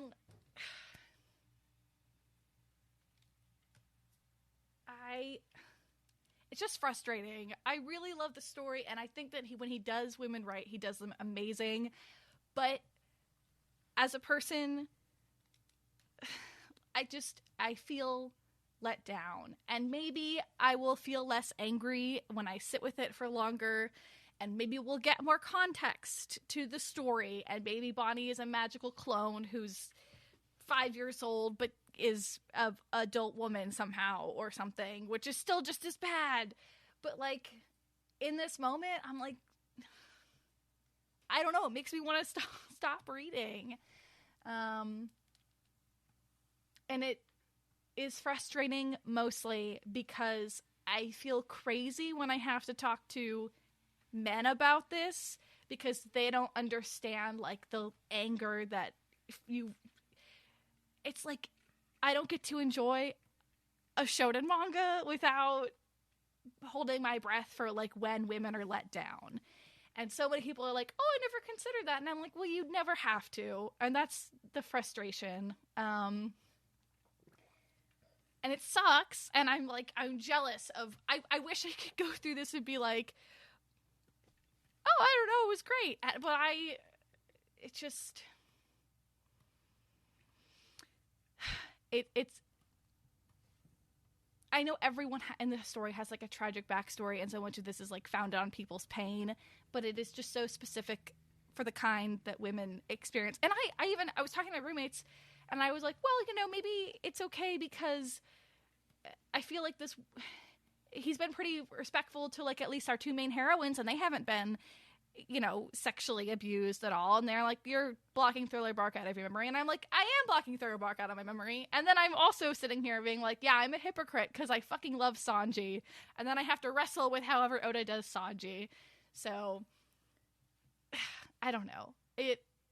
I feel, there's a lot of, I think you can hear it, but there's a lot of anger I'm feeling right now. And it's mostly just, like, a betrayal of something that I really love that, like, brought a lot of comfort to me.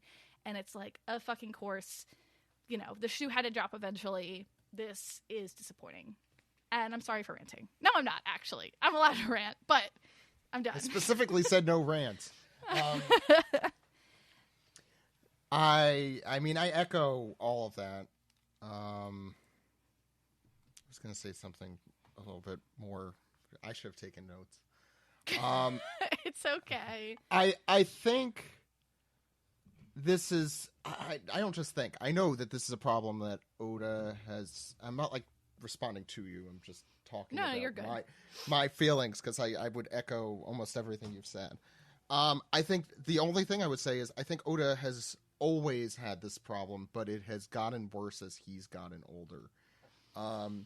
I think we've talked about, like, the things he does well. You're like, wow, this is the best assist 48-year-old Japanese guy, you know, could do. This is great. I'm happy that at least he's doing this. And, you know, he has Ivankov and the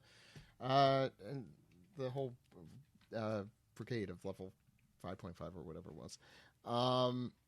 And then you have stuff like this. And the first thing that does come into my mind, that SBS, the Absalom stuff, I think that Absalom specifically, I mean, obviously we were not recording the podcast during that.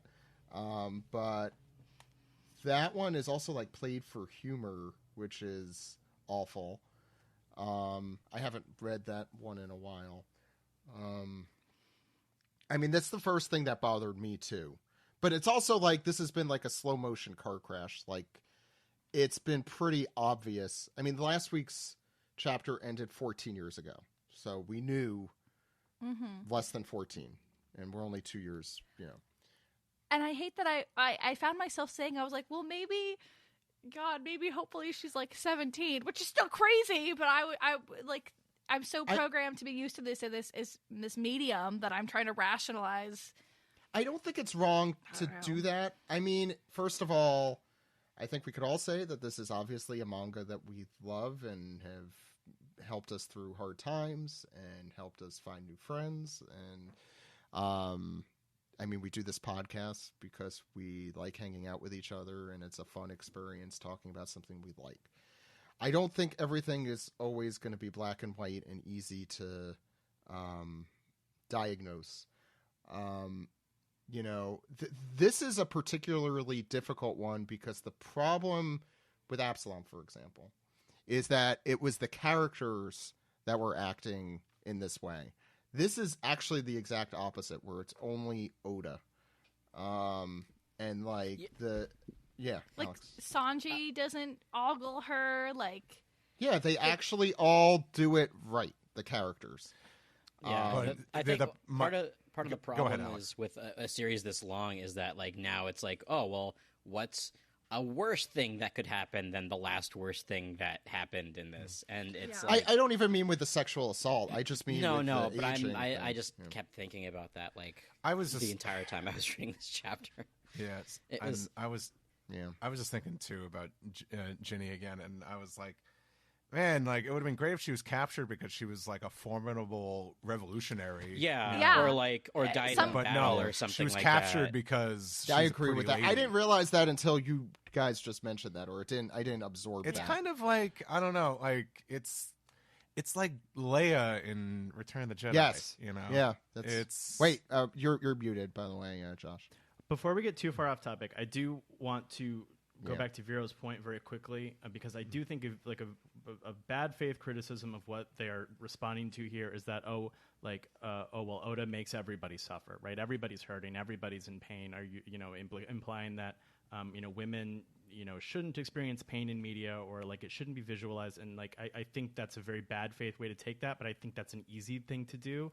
And it's the point is that this sort of implication and the way that Bonney's treated is these are gendered concepts, right? And so this, I don't think anybody here is advocating that we don't want to see like women having to go through hard times, even violent times, perhaps, to undergo character growth. All of that is rewarding. It's part of being human, and of course, this is a story about war and about class struggle and about the pain inflicted by people who perceive to be themselves greater than. So like, of course we want to see, women who have gone through things, women who have endured pain, and women who have, that has changed them and altered their life journey.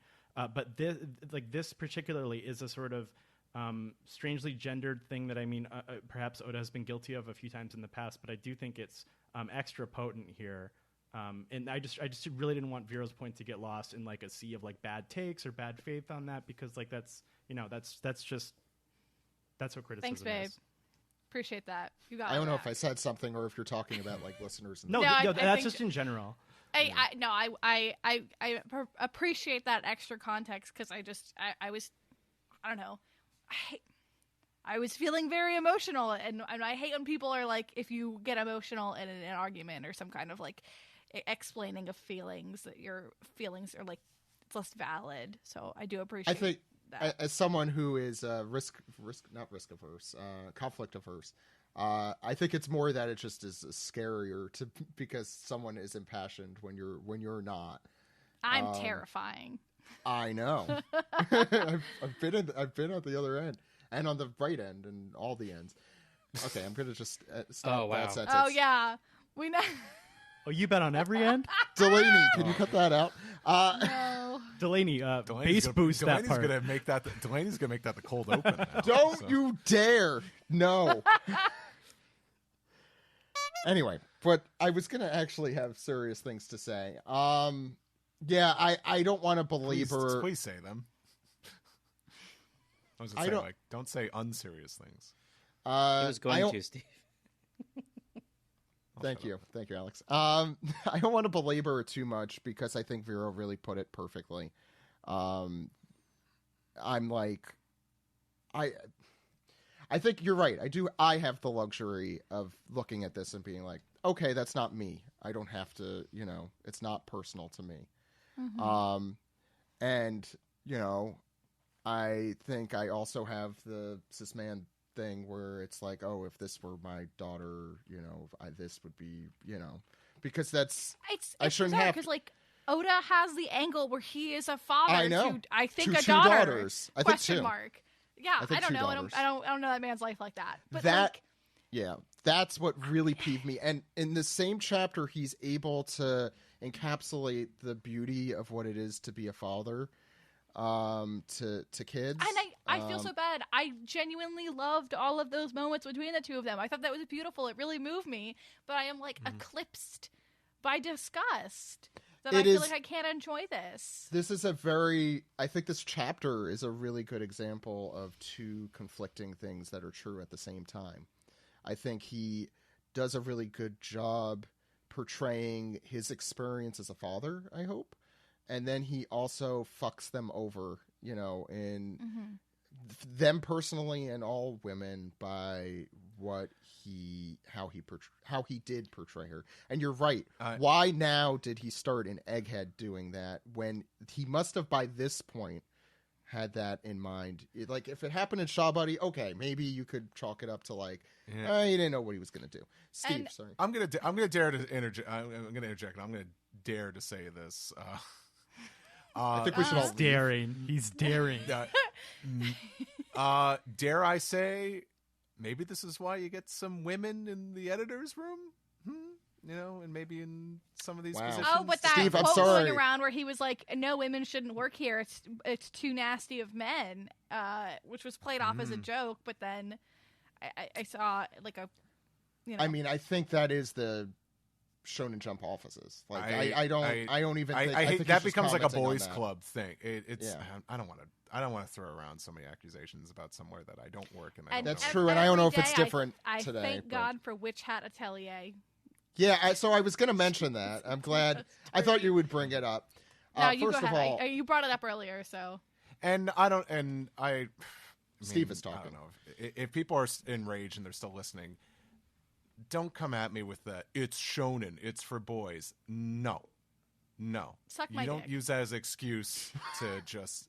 I thought we talked about we're not on all the right ends women here. shitty or just people outside of your race and creed and your gender. You're responsible. You're responsible for being A decent human tasteful. being. I don't know, decent. Yeah, I'm trying to think of the best word to say it, but you have a responsibility to do that. You can't just make an excuse. There are still a lot of things I want to say, even beyond this topic, but I will add Arakawa, the creator of Full Metal Alchemist, probably one of the greatest shonen series, if not the greatest of all time, is a woman. So Is it's it a perfectly. shonen, though? Yeah, I think it's considered shonen. Maybe seinen. I think it's shonen though. It also It's is just one of the it's one of the best manga of all time. We'll just say yeah. that. No, I agree with that. And we were talking about Witch Hat Atelier, and she is probably not just because she has two dogs, which immediately makes me love the hell out of her, and that her Twitter is just the greatest place on earth, and it sucks that Twitter is so awful now because, but she's also just an amazing author, and I forgot if it was before or after I read the chapter, but there was what would be considered in One Piece an extremely mild. Do you want to explain it, sorry, Vero? Because it's not as fresh in my head. I guess spoilers for a later near volume 10 of Witch Hat, but there's an offshoot. It's not that story. spoilery. It's they even say that you can skip the chapter, but there's a side chapter happening between some of the magical guard and somebody who's selling wares, basically where somebody is using magic to create glasses that can x-ray vision people, and they have a pretty intense chapter where they kind of hunt the guy down, and he's like, the victim doesn't even know it's happening, so it's not that big of a deal, and then reveals that he can turn the magic up even more and actually disintegrate the victim's clothes. And then the officer that's kind of hunting him down and bringing him to justice, it's revealed that her companion were like sexually abused by their tutor or something, and it's a pretty heavy chapter. And before it, there is a warning that there's like depictions of sexual abuse to some degree, and that if the reader is uncomfortable, they can skip it. They have a content warning. For even when I was reading it, I was like, oh, this is a pretty serious warning for something that I feel like would just be in any other manga. I think we discussed how this feels like a One Piece gag almost. But Zach, I know you bring this up, but I think that the reason that this would not be employed in the series is because Oda is the man inventing the goggles and doesn't see the consequence of his actions and doesn't view them as bad. And we have to, laugh along and be like, oh, yeah, Brooke wants to see your panties again. Oh boy. I'll say that I'll say this in hopes it kind of sums some things up. You can't have your series be a worldwide phenomenon and then double back in the SBS and just be like, it's a comic for boys. Yeah. Sucks. But even if it is a comic for boys, you can't have it both ways. You can't have it both ways. And you know what? Even if it is a comic for boys deserve better than that. You're so Not to right. mention that now it's a worldwide live action adaptation that's consumed by many different kinds of people. So and then you get deranged people thinking Emily Rudd is not beautiful enough to play Nami. That's the kind of I love to be normal online. If I can bring this like more real world and like. Nobody is still listening to this disagrees, but maybe you'll resonate with somebody. Sorry to be like, you are all men and you're never going to understand. But for anyone that like didn't grow up AFAB as a woman, whatever, you can't. No amount of like reading feminist literature, listening to firsthand accounts can like ever really put you in a mind state where you understand the paranoia you have to have as a woman to exist, because much of the world wants to objectify and abuse you, and even if you not to fucking do the Barbie rant, but if you resist, you're a prude. If you are abused when you're too young, it's still your fault somehow. You were warned. What were you wearing? And you look for these pockets where you of real and fictional literature where you are like, oh, this is safe. And there's things in One Piece that I've been able, like, you can. Maybe because I read it at breakneck speed, I didn't have to sit a week with the chapter in Thriller Bark or whatever. But now I have to sit here and think about this. And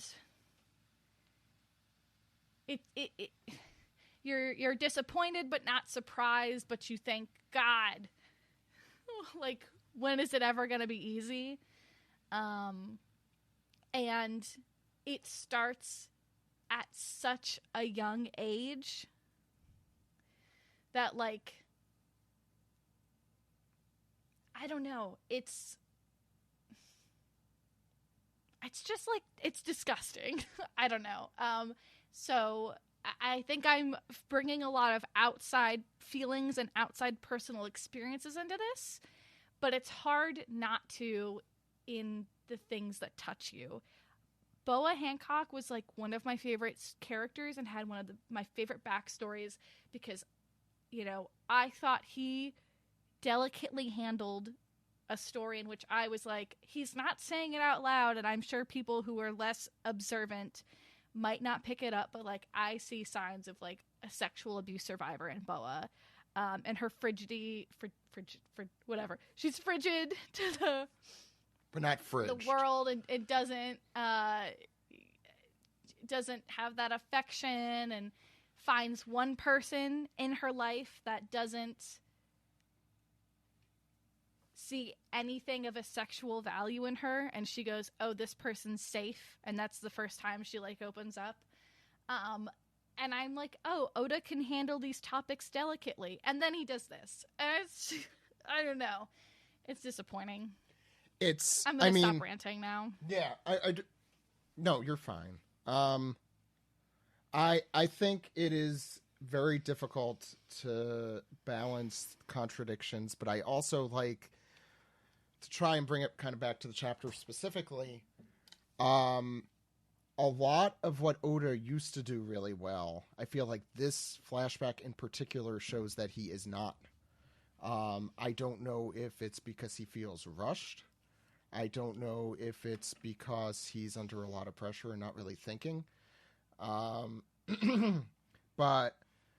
I think about like the Robin flashback, which is one that makes me cry all the time. Involves a dead mother because it has to. But it is what a great story about a mother and her daughter, and it's about women. He's able to embody that, and it feels like a real story. And Nami and Belmere and Nojiko, and there's a lot of really great. I mean, again, I am not a woman, but he does it well. He had been doing it well, and that is why I felt so safe and secure with the series. And I could be like, well, okay, Sanji's going to be a trope of a perfect character. I think I am mostly just upset because at this point, our explicit involvement in us being the objectifiers of the child is what really makes me uncomfortable. I agree with that. My feelings will develop or dissipate depending on if how he decides to depict Bonney now that we all know that she is 12 years old. If he is like, okay, now she's I don't know, she keeps the outfit on, but we're gonna do face only shots. Like, he didn't have to. The whole thing is he didn't have to do the egghead design thing, and I think it would have all been fine, just about, if he didn't do that. Particularly right before the flashback starts, as you mentioned, in words that I wouldn't have used. The pussy outlook, I could say. Yeah, I know. Yeah, I mean, I was like, this is just say it. Zach cannot. Zach, no, I'm physically incapable Zach's of He said, the cat's out of the bag. That's Kuro's ultimate attack, right? Can I write that one down? Okay. I'm glad we can still laugh in the middle of this. I'm gonna put that aside because that really, like, and not to say that isn't important, but I feel like we've discussed the points. Yeah, no, it's okay. And I think we're mostly in agreement with them. Oda's a complicated author. He does some things really well, and he does some things really badly.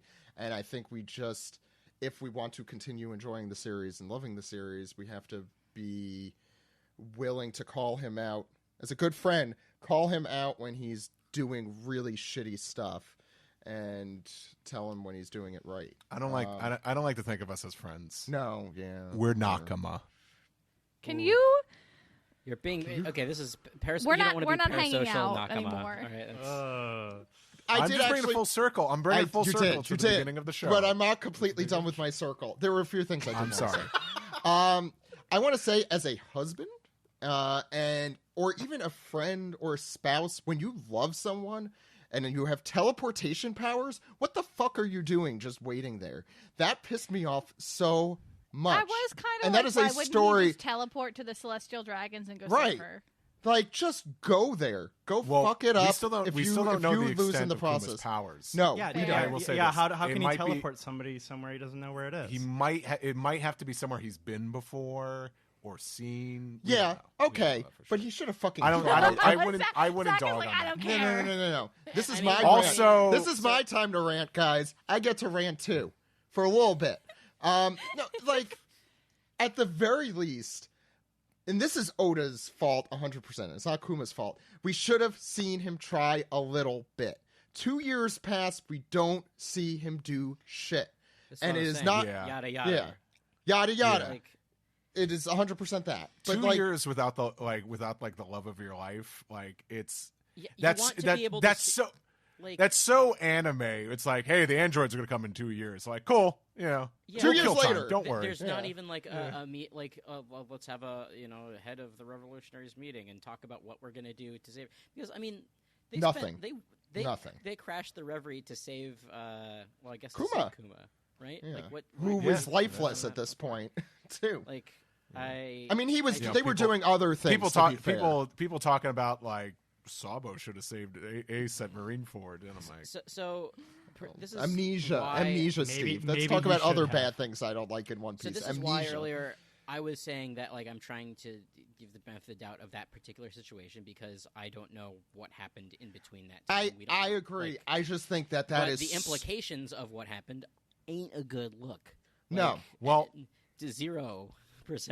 Like Good look. Alex, all- if I could add to that, Yes. this might lead to why Kuma gave himself up to the government. Yes, Sure. I think that's This probably could be it. this could be a thing where Kuma was like, "You guys didn't have my fucking back," you know. You think he gave I- himself up and was like, "You're my daughter" or something, and I'll.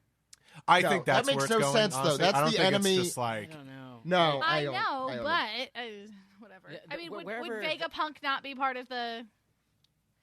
Why- Vegapunk is definitely part of this in some way because he treats Yes. like Vegapunk is also treating Bonney like his own daughter in Yeah. this way as well. So it begs the question of like, I feel like we've got several more chapters of Flashback.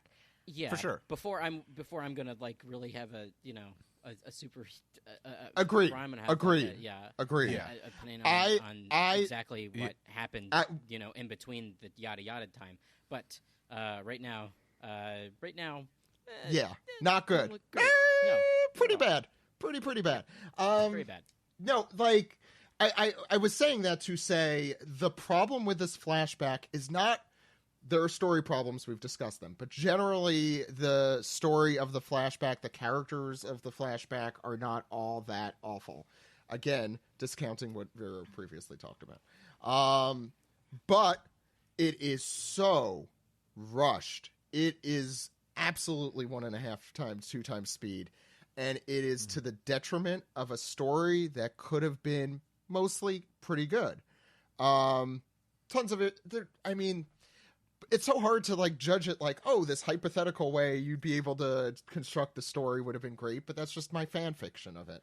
Like that's not like I would I'm never say, "Here's how I do it." I need to judge it on previous flashbacks, so I'm He's holding got the books. free. He's got I the got the books. books. in his hand, people. I got the Well, you receipts. can't see He's it, got the but he's secret got the text. book. I got the receipts. Like just like they were kind of. but like looking at Drum Island, looking at the Nolan flashback, looking at the Robin, those are the 3 that stuck out to me because one is a vignette about Chopper, and there are all these super quiet moments in it. And like I remember them distinctly. I remember when we did that read through like 8 years ago now. The panels that hit me in the Nolan flashback, the Chopper flashback, are those moments of silence. Those moments where you see the moon under the sky and it's just quiet, and not When just it hits because I'm a your moon eye. theorist. That's a Nolan. No. Anyway, we are. It's deserved. I was only following up with Steve's very bad joke. I'll say that it does feel like a cameo fest, but the thing is, even Chopper's flashback has Dragon cameoing in it. Like that is a thing Yeah, but that it's- happens. Yeah, I that to say the cameos are not the reason we're there. And I understand he's wrapping up the story, and to do that, there's a lot of stuff he has to explain. And to do that, he has to bring them into these characters' flashbacks. However, in this flashback, it's to the detriment of the story. And I'd say to Odin's flashback to a lesser extent, that was it was a little bit of that's the last one we've had, I disagree right? because I feel like you need the cameos for this story. The problem is I disagree as well. He's not taking the time for it. Yes, Like- yeah, that's fair. Yeah, But yeah, I the- think It's The- like, the- The thank God. characters are appropriate for this flashback. Yeah, No, yeah, no, no, Thank what I- God for the anime is taking a little more liberties, because when I look at Yeah. that splash page of the Rocks Pirates, I'm like, oh, if this was the anime 10 years ago, the animation in quotes would be a still image of all these characters in Yeah. place Yeah. talking, And I'm talking about young Kaido in the background who's like floating. He's like, I'm waiting to say my line. I'll just, That's accurate. Not every backstory is built equally. Chopper's backstory. No, I agree. They're making that from the ground up. Kuma is restricted with what is already in the story. That's true. I agree, Josh. I'll take it back. I made a mistake. I'll say, Josh. I'll say, I think Robin's backstory is the perfect example of how you meld the two. You have a story that's super consequential to the plot through today, and you have like thinking, especially the anime where it's voiced by an actual kid, thinking about that story makes me just immediately start crying. And that was before I had kids. That's just me relating to this little girl. And yet it's also this like such a world building thing. We're only getting, I mean, we get both of those here. We get both of those here, but it's maybe I could say this, and maybe this is like a good way to kind of dial it not down.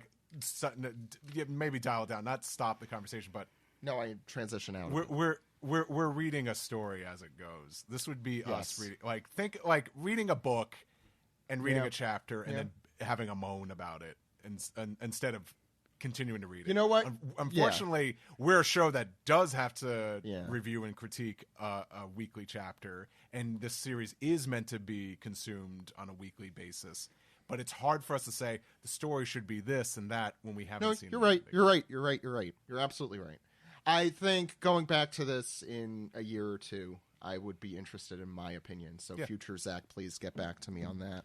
I'm never going to remember I said that sentence. Delaney, put that in a time capsule. The time capsule file. Put that in the time capsule. We good? The last thing I want... I was going to say one last thing, but if you want to go, Vero. I do really want to stress how fucking much I love Kuma as a character and as a dad, and it makes me cry a little bit thinking about it. I love the hell out of him, and I want that Kuma teddy bear. I'm sorry, I'm tearing up slightly. Aww. But I think, yeah, he ate the peepaw fruit. Oh my god! Fuck off. There it is. There it is. The last thing I'll mention on a much less personal note is the Bible that she's reading through, which we glossed over a little bit. Skyball, more like. Which has that. There it is. I have the biggest stone face right now. Like, no. Yeah, because you didn't say it. Only because you didn't say I it. just want my opinions, and Alex here is like hitting dingers. Zingers. They're called zingers. No, dingers. Singers. Oh, yeah. Okay, whatever. I don't know. What I was going to say is, I mean, obviously Kuma's symbol is on the back, but also I just wonder what the Bible in the One Piece world looks like. Oh, Jesus Christ. I wonder what the Bible in the One Piece world looks like, because it seems to be very different than the Bible in our world. And I'm interested in how religion works in the One Piece I'm looking world. forward to when Viz publishes the real version. The One Don't get me Piece Bible started. from the series. So I can put it on my shelf right next to my Sanji cookbook. I think you're thinking of Odin's journal. My Bible. His gurnal. I was Any gonna other say, thoughts? It's Vero. even though I'm mad at the chapter, you are still allowed to compare me to Ginny and Steve to Kuma. That's acceptable. I will continue. Whoa, doing now. Whoa, let's wrap this up. Now, why would they do that? That's an interesting. Because he's a teddy bear and I'm mean. No. Why would that happen?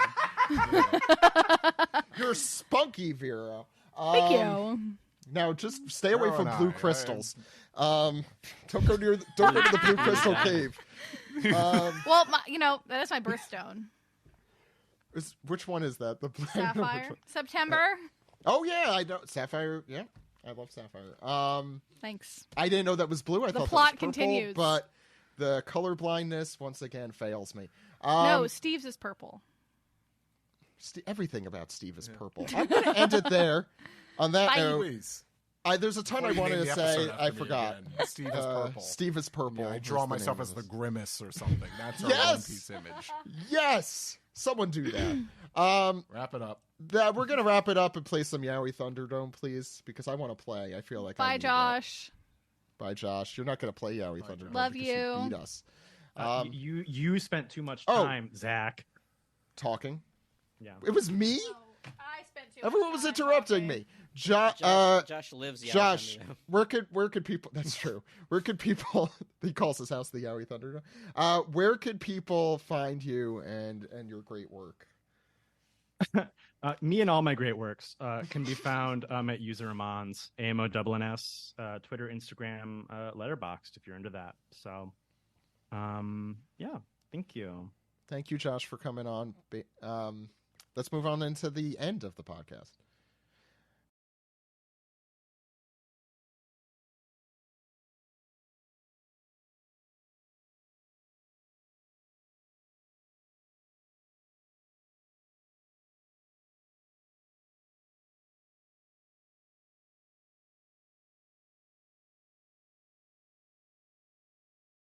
This has been the One Piece Podcast, episode 795 for November 13th, 2023.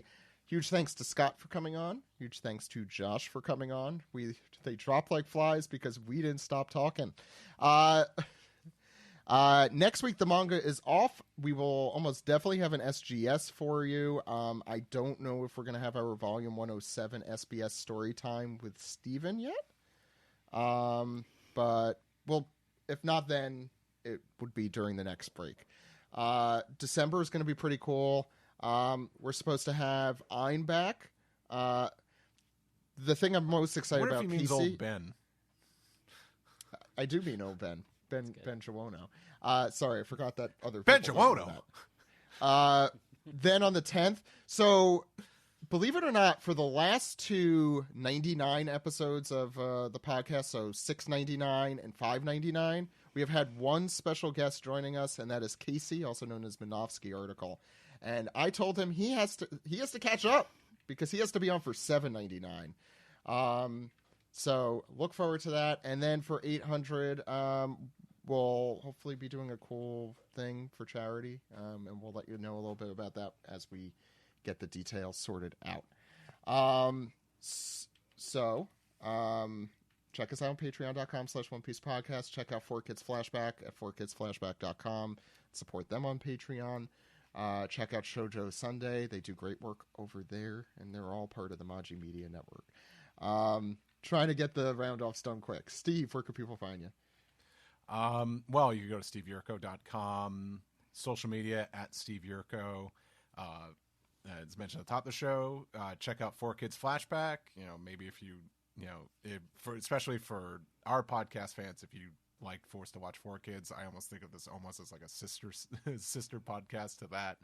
But it's and it's really great. And yeah, we are talking to actors too, but we're talking to a lot of other people that worked many different jobs at 4Kids, and we're getting such really great perspective of what it was like there, and we're sharing some stories and just and just people's memories. It's a really great show, and Tara's awesome as well. Please check it out if you're interested. Also, I'm a co-host on the Let's Play channel, ProZD Plays Games, and we're getting super close to 90,000 subscribers on the channel. So it's so good, guys. You have to subscribe. Zach thinks it's good, so that I do legitimately love it, and it makes me laugh out loud. So if you like, this and I show, don't play video games, and I don't like there's some video games I like, but yeah, we're trying to get that mark. So please subscribe to if you haven't already. I assure you, there's something to enjoy there for you, whether it's from my tenure or from the previous co-host Jay's tenure. There's a lot of great stuff there. Yeah. I was just gonna say I love tired angry Steve. Love him, and there's so much of him in that show. Do. Please go back and listen to old episodes of the podcast when I was playing all-nighters in college, and then Zach's like, "Gotta do a podcast." Nothing changes in all these years. No, it really doesn't. Now Sungwon does it instead of me, though. And one last thing, Anime NYC is this coming weekend that was this in NYC. I'll be in Artist Alley, table D4. Come check me out there. I hope to make an appearance, but I'm not guaranteeing one way or the other. But I'll definitely see Steve. I'll figure out a way to see you, Steve. Oh, okay. I'll remember that. Zach's making a freaking promise to see me. I'll remember that. Doing the X mark thing. It just looked like whatever, you're I don't like, know. yeah, it's like, yeah, My bro, arm is acting. My whole arm is acting up again. Alex, my where can arm's people gone find you? loco. Well, you can find me at Artist Alley, also table D's Nuts.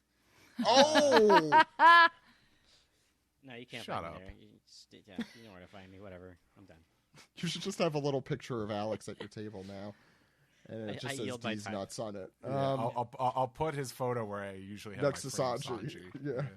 I'll make a face. Vero, where can Oh. people find you? Behind your local Taco Bell,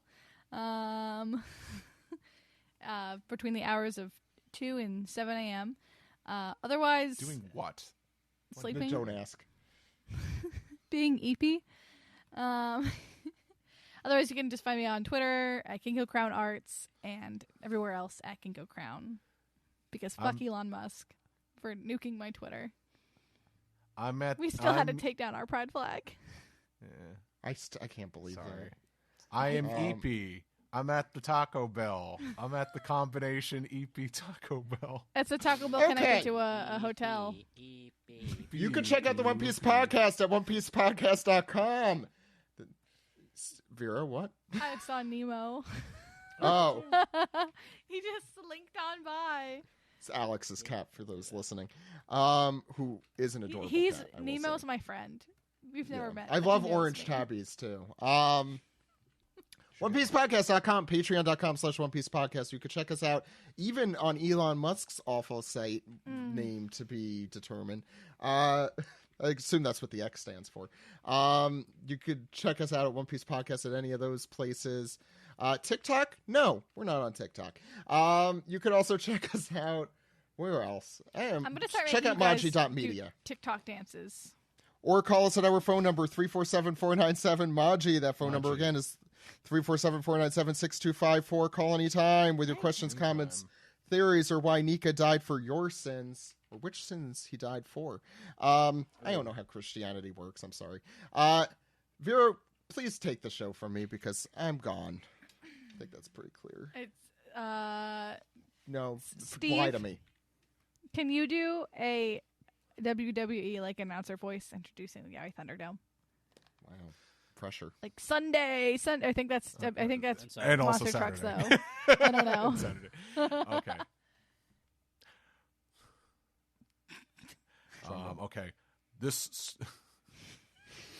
Wow, what a bust. Okay. I'm trying. No, I'm trying to do my Howard Finkel here. Who? The following trivia segment is the YAOI Thunderdome. It'll be scheduled for one fall. Which fall. I don't know if that's technically true because it's a multi-round. Yeah. With a 5 So I don't limit think it's one fall. 5-minute time limit. Are we doing that? And the following trivia round will be there will be no disqualifications. And then we have Jim Ross that comes there like, since when? Vero, Thanks. please. Wanted it. Please stop Steve from talking. Thank you. It was And very then Ross Perot perfect. shows up and says, "Since when?" I'm just gonna Ross have. Perot joke in God, 2023. weird, old. We're topical here. Do you guys just want to play against me? That's how I was gonna do it. We got 3 Yeah. people, so okay. Yeah. Wait, but don't you have the answers? Well, yeah. I mean, like it's. Oh, it's yeah. I don't know. I get I'm just it, gonna I get ask you it. questions. Oh, and it's then like make you guess. blackjack. Yeah, it's Yeah, we play That against guy the house. from Astro Boy. No, God, the jokes Blackjack tonight is are not from awful. Astro Boy. He's from his own damn. Yeah, he has his cartoon. own- No, he was an Astro Boy last night. He that's, also it's is an it's not Astro called It's Astro a Boy. cameo, and it's called Pluto. It's called Puruto. Oh, sorry, Mega Man. that's true. He's right. Peruto. Puruto. I think it's called Anyway. Play-Doh. So we It's are now Naruto's using dad, or son. Pixiv data. Pixiv is an fan works sharing platform that's mostly art, I think. People also post fan fiction on there. The little handy dandy guide of the top 25 most popular One Piece ships. It does break down total works versus illustrative manga only, but we're just going to go based off fan fiction and manga. Mhm. I now God, if there's any Fujoshis in the crowd and I've got this wrong, I'm pretty sure this is like the most popular ships within the last calendar year. This is like with the data from the last years. I don't think this is of all time, but I could be wrong. So don't at me if I'm wrong. We'll have recency bias is, I guess, the thing to take. Let's start you guys off. Can you guys tell me what the most popular ship on Pixiv is for One Piece? Zosan? Yeah, it's Zosan. Right? Okay. Zosan, Could you guess what the second most popular ship is for Nami Vivi. No, That's what it should be, but no. it definitely isn't. It's got to be Yaoi. It's got to be Yaoi. So maybe Yeah, it's 100%. Luffy Law, right? Yeah, I'm gonna say Yeah. Lalu. Yeah. Lawler? Yeah. Yes. I didn't know it was so popular. And they're so they do the thing where It like was popular. they depending on who's topping, they tag differently. So Sanji Zoro is also up there, and I'm like, just fucking combine it, you cowards. Good to know. But, yeah, I don't know. Good to have the image fully in my head. But Okay. Yes, Alex. So, But do we think Zoro Nami or Sanji Nami is more popular? Sanji Nami. Sanji Nami, yeah. yeah, but I don't approve it. I think Wait, that's the or is that wrong too answer. obvious? Is it too like? Are we falling? No, in the trap? Sanji Nami. That's Sanji. I'll Occam's say- razor. Go with my gut, Sanji Nami. That is Which I explained. incorrect. Zoro has never met a woman. I want you to know, apparently, Zoro Nami used to be the #1 most popular male-female ship in the fandom, but has been dethroned now. I won't tell you by what, though. I don't believe that. Any Kobe guesses? Any guesses as to what the most popular male-female ship in the last calendar year is? With a total of 5,564 fan fiction and art. So this is head. Luffy and Hancock. That's not my answer. That's a little too on the nose. I think my answer is going to be. It's got to be a Straw Hat involved, right? Because it's the most popular. Well, I just did say So- Luffy and Hancock. So. No, I know. Say, Frankie Robin? I'm I going don't- to say. Luffy Nami. Yeah, Luffy Nami. I'll say Luffy Nami. Fuck it. I'll change mine to Luffy Nami. That's Frankie Robin I'm keeping. Incorrect. Who is it? Do you want a second try? We're all wrong, I'm assuming. It's Todd? one of them is a straw hat. The other one is not a straw hat. Oh, Luffy weird. Hancock. Uh, Luffy Hancock. You could stick with your answer. Yeah, Are we all coming up with yeah. different It answers? is Luffy and Uta, which is the fourth Yeah, most that popular makes- ship now. That makes sense, even though I don't like it. They but went I crazy understand. for her. It's everywhere. No, I know. Uta's more I popular forgot than One that. Piece. Like, Yes. people, I think, just relate One Yes. Piece to Did Uta. did Luffy give UTA UTI? UTI. Yeah. That's what they. It sounds like. It The sounds like face. romantic. I look wish Vero Vero gave- perfect. held onto that face Perfect. just a few seconds long. I was instantly about to. Don't screenshot worry. that. This is I all being regret. recorded. As long as I Awesome. could go back in Zach, the video. send me that later. Of course, I gotta we didn't find out. Yeah. Uta's Just last remind me, name, Steve. Remind me, which Steve. is yeast infection. all one name. Okay. God, you're blasphemy. Who? Let's see. Which What an awful- One Piece male is being shipped the most? I don't know how to phrase this question. Who do you think? Let me see. There I get what you're One saying. is being Who's shipped with the involved most in the most people. 3, ships. 4, 5, Oh. 6, 7. Okay, yeah. 7 out of the 25 ships involve which character? Zoro? Zoro. No. Shanks. Well, then, no, with Straw Hat. Oh, it's a I straw. didn't say it Although, was a to be Straw fair, Hat. he had his. Oh, I thought you did. Oh, That's why I said Trafalgar Zoro. Law. Law, Yes. yeah. It's Sorry, not I thought you Law. said Straw Hat. I Yeah, thought for you some said reason, Straw yeah, Hat. I thought I heard that too. So. Gotta be Law. Yeah. Speaking of Law, is Law Zoro or Law Sanji more popular? Law Zoro. I'm gonna say Law Sanji just to. I'll say Law Zoro because there's You have actual to come context. to one consensus opinion here. I think between the Law three of Zoro. us? because there's actually that happens. You know, a They lot of these meet. seem like they've been trick questions. So yeah, maybe I'll say law, Sanji. Yeah, lost on. Okay, whatever. I go with the majority, even if I disagree. La Sanji is correct. Yeah, see, it's the one that makes the least. I mean, I was right. Yeah. Because these people don't actually write One Piece. No, they like the fact that he's a fanboy for Sanji. That's right. Oh yeah, I forgot about the Germa thing. Oh yeah, I forgot about that. Yes. That's my fault. The North Blue Boys apparently that like makes the most sense. Though. Sanji. Yes. Yeah, that now actually does we did make have sense. the Law Zoro being swordsmen crossing swords with swordplay in their bedroom with their swords in their Wow, mouths. they They must also have take it- high-fived when they're like, they "Hey, also- swordsman, crossing swords." They also got drunk together in the canon. so Yeah, there's that. yeah. I've read some fan fictions. And they got drunk together in the can. Is what'd you say? And I said, and they got drunk together in the can. In the butt. Oh. Move it along. God. Yeah, that's please. Is Zora Robin or Frobin more popular? Sorry, Oh my Robin. god, dudes, there are some sick, twisted people out there that think like Zoro is gonna slay Robin. Well, I think that's the answer. I Okay, just think the that- right answer is Frobin, but the Obviously. answer you're probably going to give me is Zoro. Zoro Robin, yeah. Frobin isn't even on here. What? You is see? it? You That's- sons of Yeah, bitches. there you that go. was a That's it. trick question. It was. That was a trick question. Which I'm one's more learning. Go popular? against my instinct. Ace and Sabo or Sabo and Luffy? Sabo and Luffy. I don't like any of this. Ace and This Sabo. is just not Ace and Sabo. Ace and Sabo. It was Ace and Sabo or Sabo and Luffy. Ace and Sabo. I would It say is Ace too. and Sabo. Yeah. Yeah, that just They makes get the more benefit of the sense. doubt that they're not actually, they're none of them are actually related, but whatever. Yeah, still Anyway. gross. Still weird. God, sometimes brothers could just be brothers, okay? God. Yeah. Stop with the men. Don't have to be. They're okay. not the twins from Oron High School Post Club. Thank you very much. Hold on, I'm trying to find some funny ones. Oh, they gotta die for this one. Well, now I have to hear what you're about to. I bet I you- know. Well, there's I some, think I there's know some what's about to actual happen. incest on here. Oh no, that's not what I thought. All right, let's do it. Say. Fuck it. Sorry, I Do just you- didn't Stop it with expect it. that. Stop it with all the euphemisms. Do you think more people like Corazon and Doflamingo or Sanji and Usopp? Probably Oh. Corazon Yeah, Sanji and Doflamingo. Usopp are brothers. It's Corazon and Doflamingo. That's duh. It is. Yeah. It is. Yeah. Nobody likes Usopp. Sanji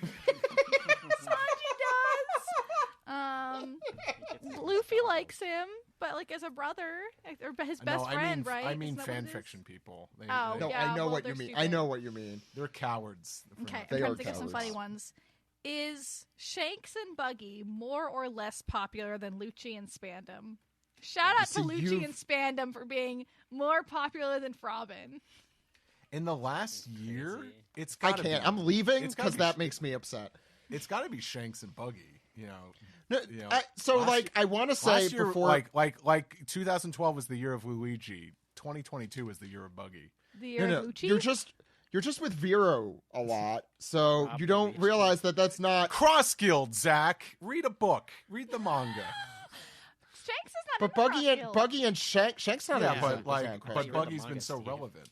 Yeah, I thought you read the manga. Do you not read the manga? No, I sad said about Buggy's his been divorced relevant because wife. Buggy's back in the story. No, I know Buggy is relevant, but Buggy and Shanks is a thing that we are seeing in our ecosystem all the Also time, the live action. but is not. Okay, whatever. So you want to say Go Lucci with and whatever you Spondum? want. That's your You- final answer. No, You, You want to got- say you Lucci guys and pick. Spondum? No, the you guys character pick. everyone I don't- hates? Yeah, let's. I say don't Lucci care. and Spondum. This is There's- too serious like, for me, there's- and you're Let's say- ruining it. There's no Let's say- points to this involved. Let's Yeah. just say Lucci and Spondum. Lucci That's and Spondum. incorrect. Lucci Spandam. It's Yeah, Shanks and Buggy. fucking told you. What did I fucking say? No, Shanks and Buggy is popular. Zach, because of that now, you need to before you go to bed, you got to read at least 2 Lucci Spondum fan fictions now.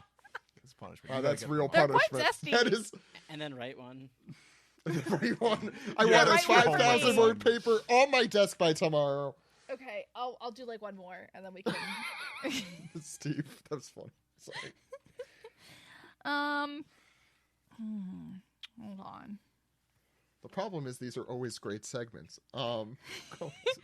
Listen. Oh wait, I'm so sorry. Zora. Oh no, I was misreading. It is Zora Robin. I thought I saw Robin. My roommate just texted me they have a cookie. We have to wrap this shit up.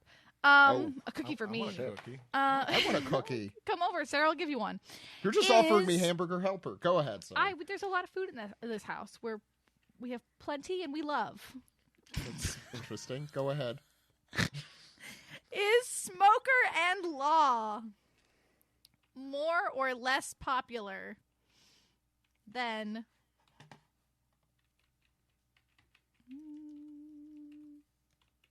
Kid and Law?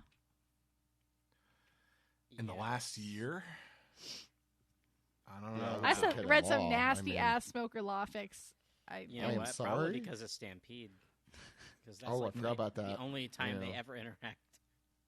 Yeah, they don't like And feel like Thriller, not Thriller, fucking Punk Punk Hazard or Hazard. whatever. Yeah, that's they're what I together was- on Punk Oh, Hazard. they Yeah, made I some don't know. freak Yeah. ass shippers Actually- out of Punk Hazard. Yeah, I have the manga panel with the three of them. Yeah, I don't know why you were Oh, thinking of Smoker. Stampede first, but I maybe don't it's a know. trick. Is it a trick question? Should we just say? Why would it's I trick Smoker question you? Law? Yeah, why would you do that? What would make what about Kid and Law? What about Kid Kid and and Play? Kid and play. Every time you do that, I'm like, Okay. I don't know. Fucking the Law and Kids foreplay is just like kicking each other in the feet and doing a dance. Gay Okay, people can we want come that. with a conclusion here? Kid and Law. Let's just do Kid and Law. Kid and Law. Kid and Law. as it That is should be. correct. Is that the Yeah, first one you guys okay. got We right? got No, one. you've gotten a couple. No, No, we got I two. think that was 3, maybe. I don't know. Okay. What do we win? You win The I don't know, a the cookie. cookie. We got the cookie. Yeah, We you got did. the- Oh, we get the cookie. I can't end it on a better note Yeah. than that. And now I will say, in terms of the huge gap, I've got to rep them. But as far as the huge gap between Zosan and everyone else, Zosan has 28,000 works, and then the next popular one has 7,000. So, Jesus Christ. It's still a lot.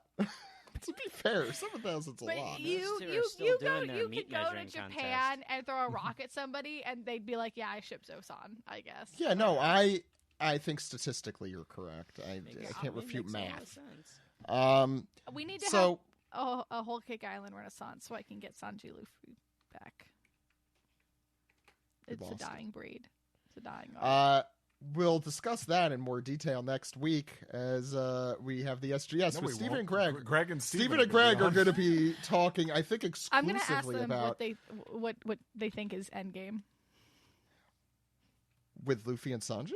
Yeah, I think you should actually send in a shipping question to You them. should. You should. It'd be funny. Like, you absolutely should, Vero. I'm gonna be like, here's my essay on why Sanlu is actually canon. Greg, Okay, you don't have to send Confirm. an essay, Okay, but set us he may free, be able please. to actually confirm. No, I think we could talk about this. listen. Can we talk more about do your you- cookie? Do you know how many fanfics end with One Piece being like Sanji has a little restaurant in the all blue, and the Pirate King comes to visit him every once in a while, and they're And we'll gay see you and next cute? week, everyone. My name is Zach. Well, that'd be bad because the world government would probably put like a sting operation in there. No, Kobe runs the world government, and they're good now. And my name is Alex.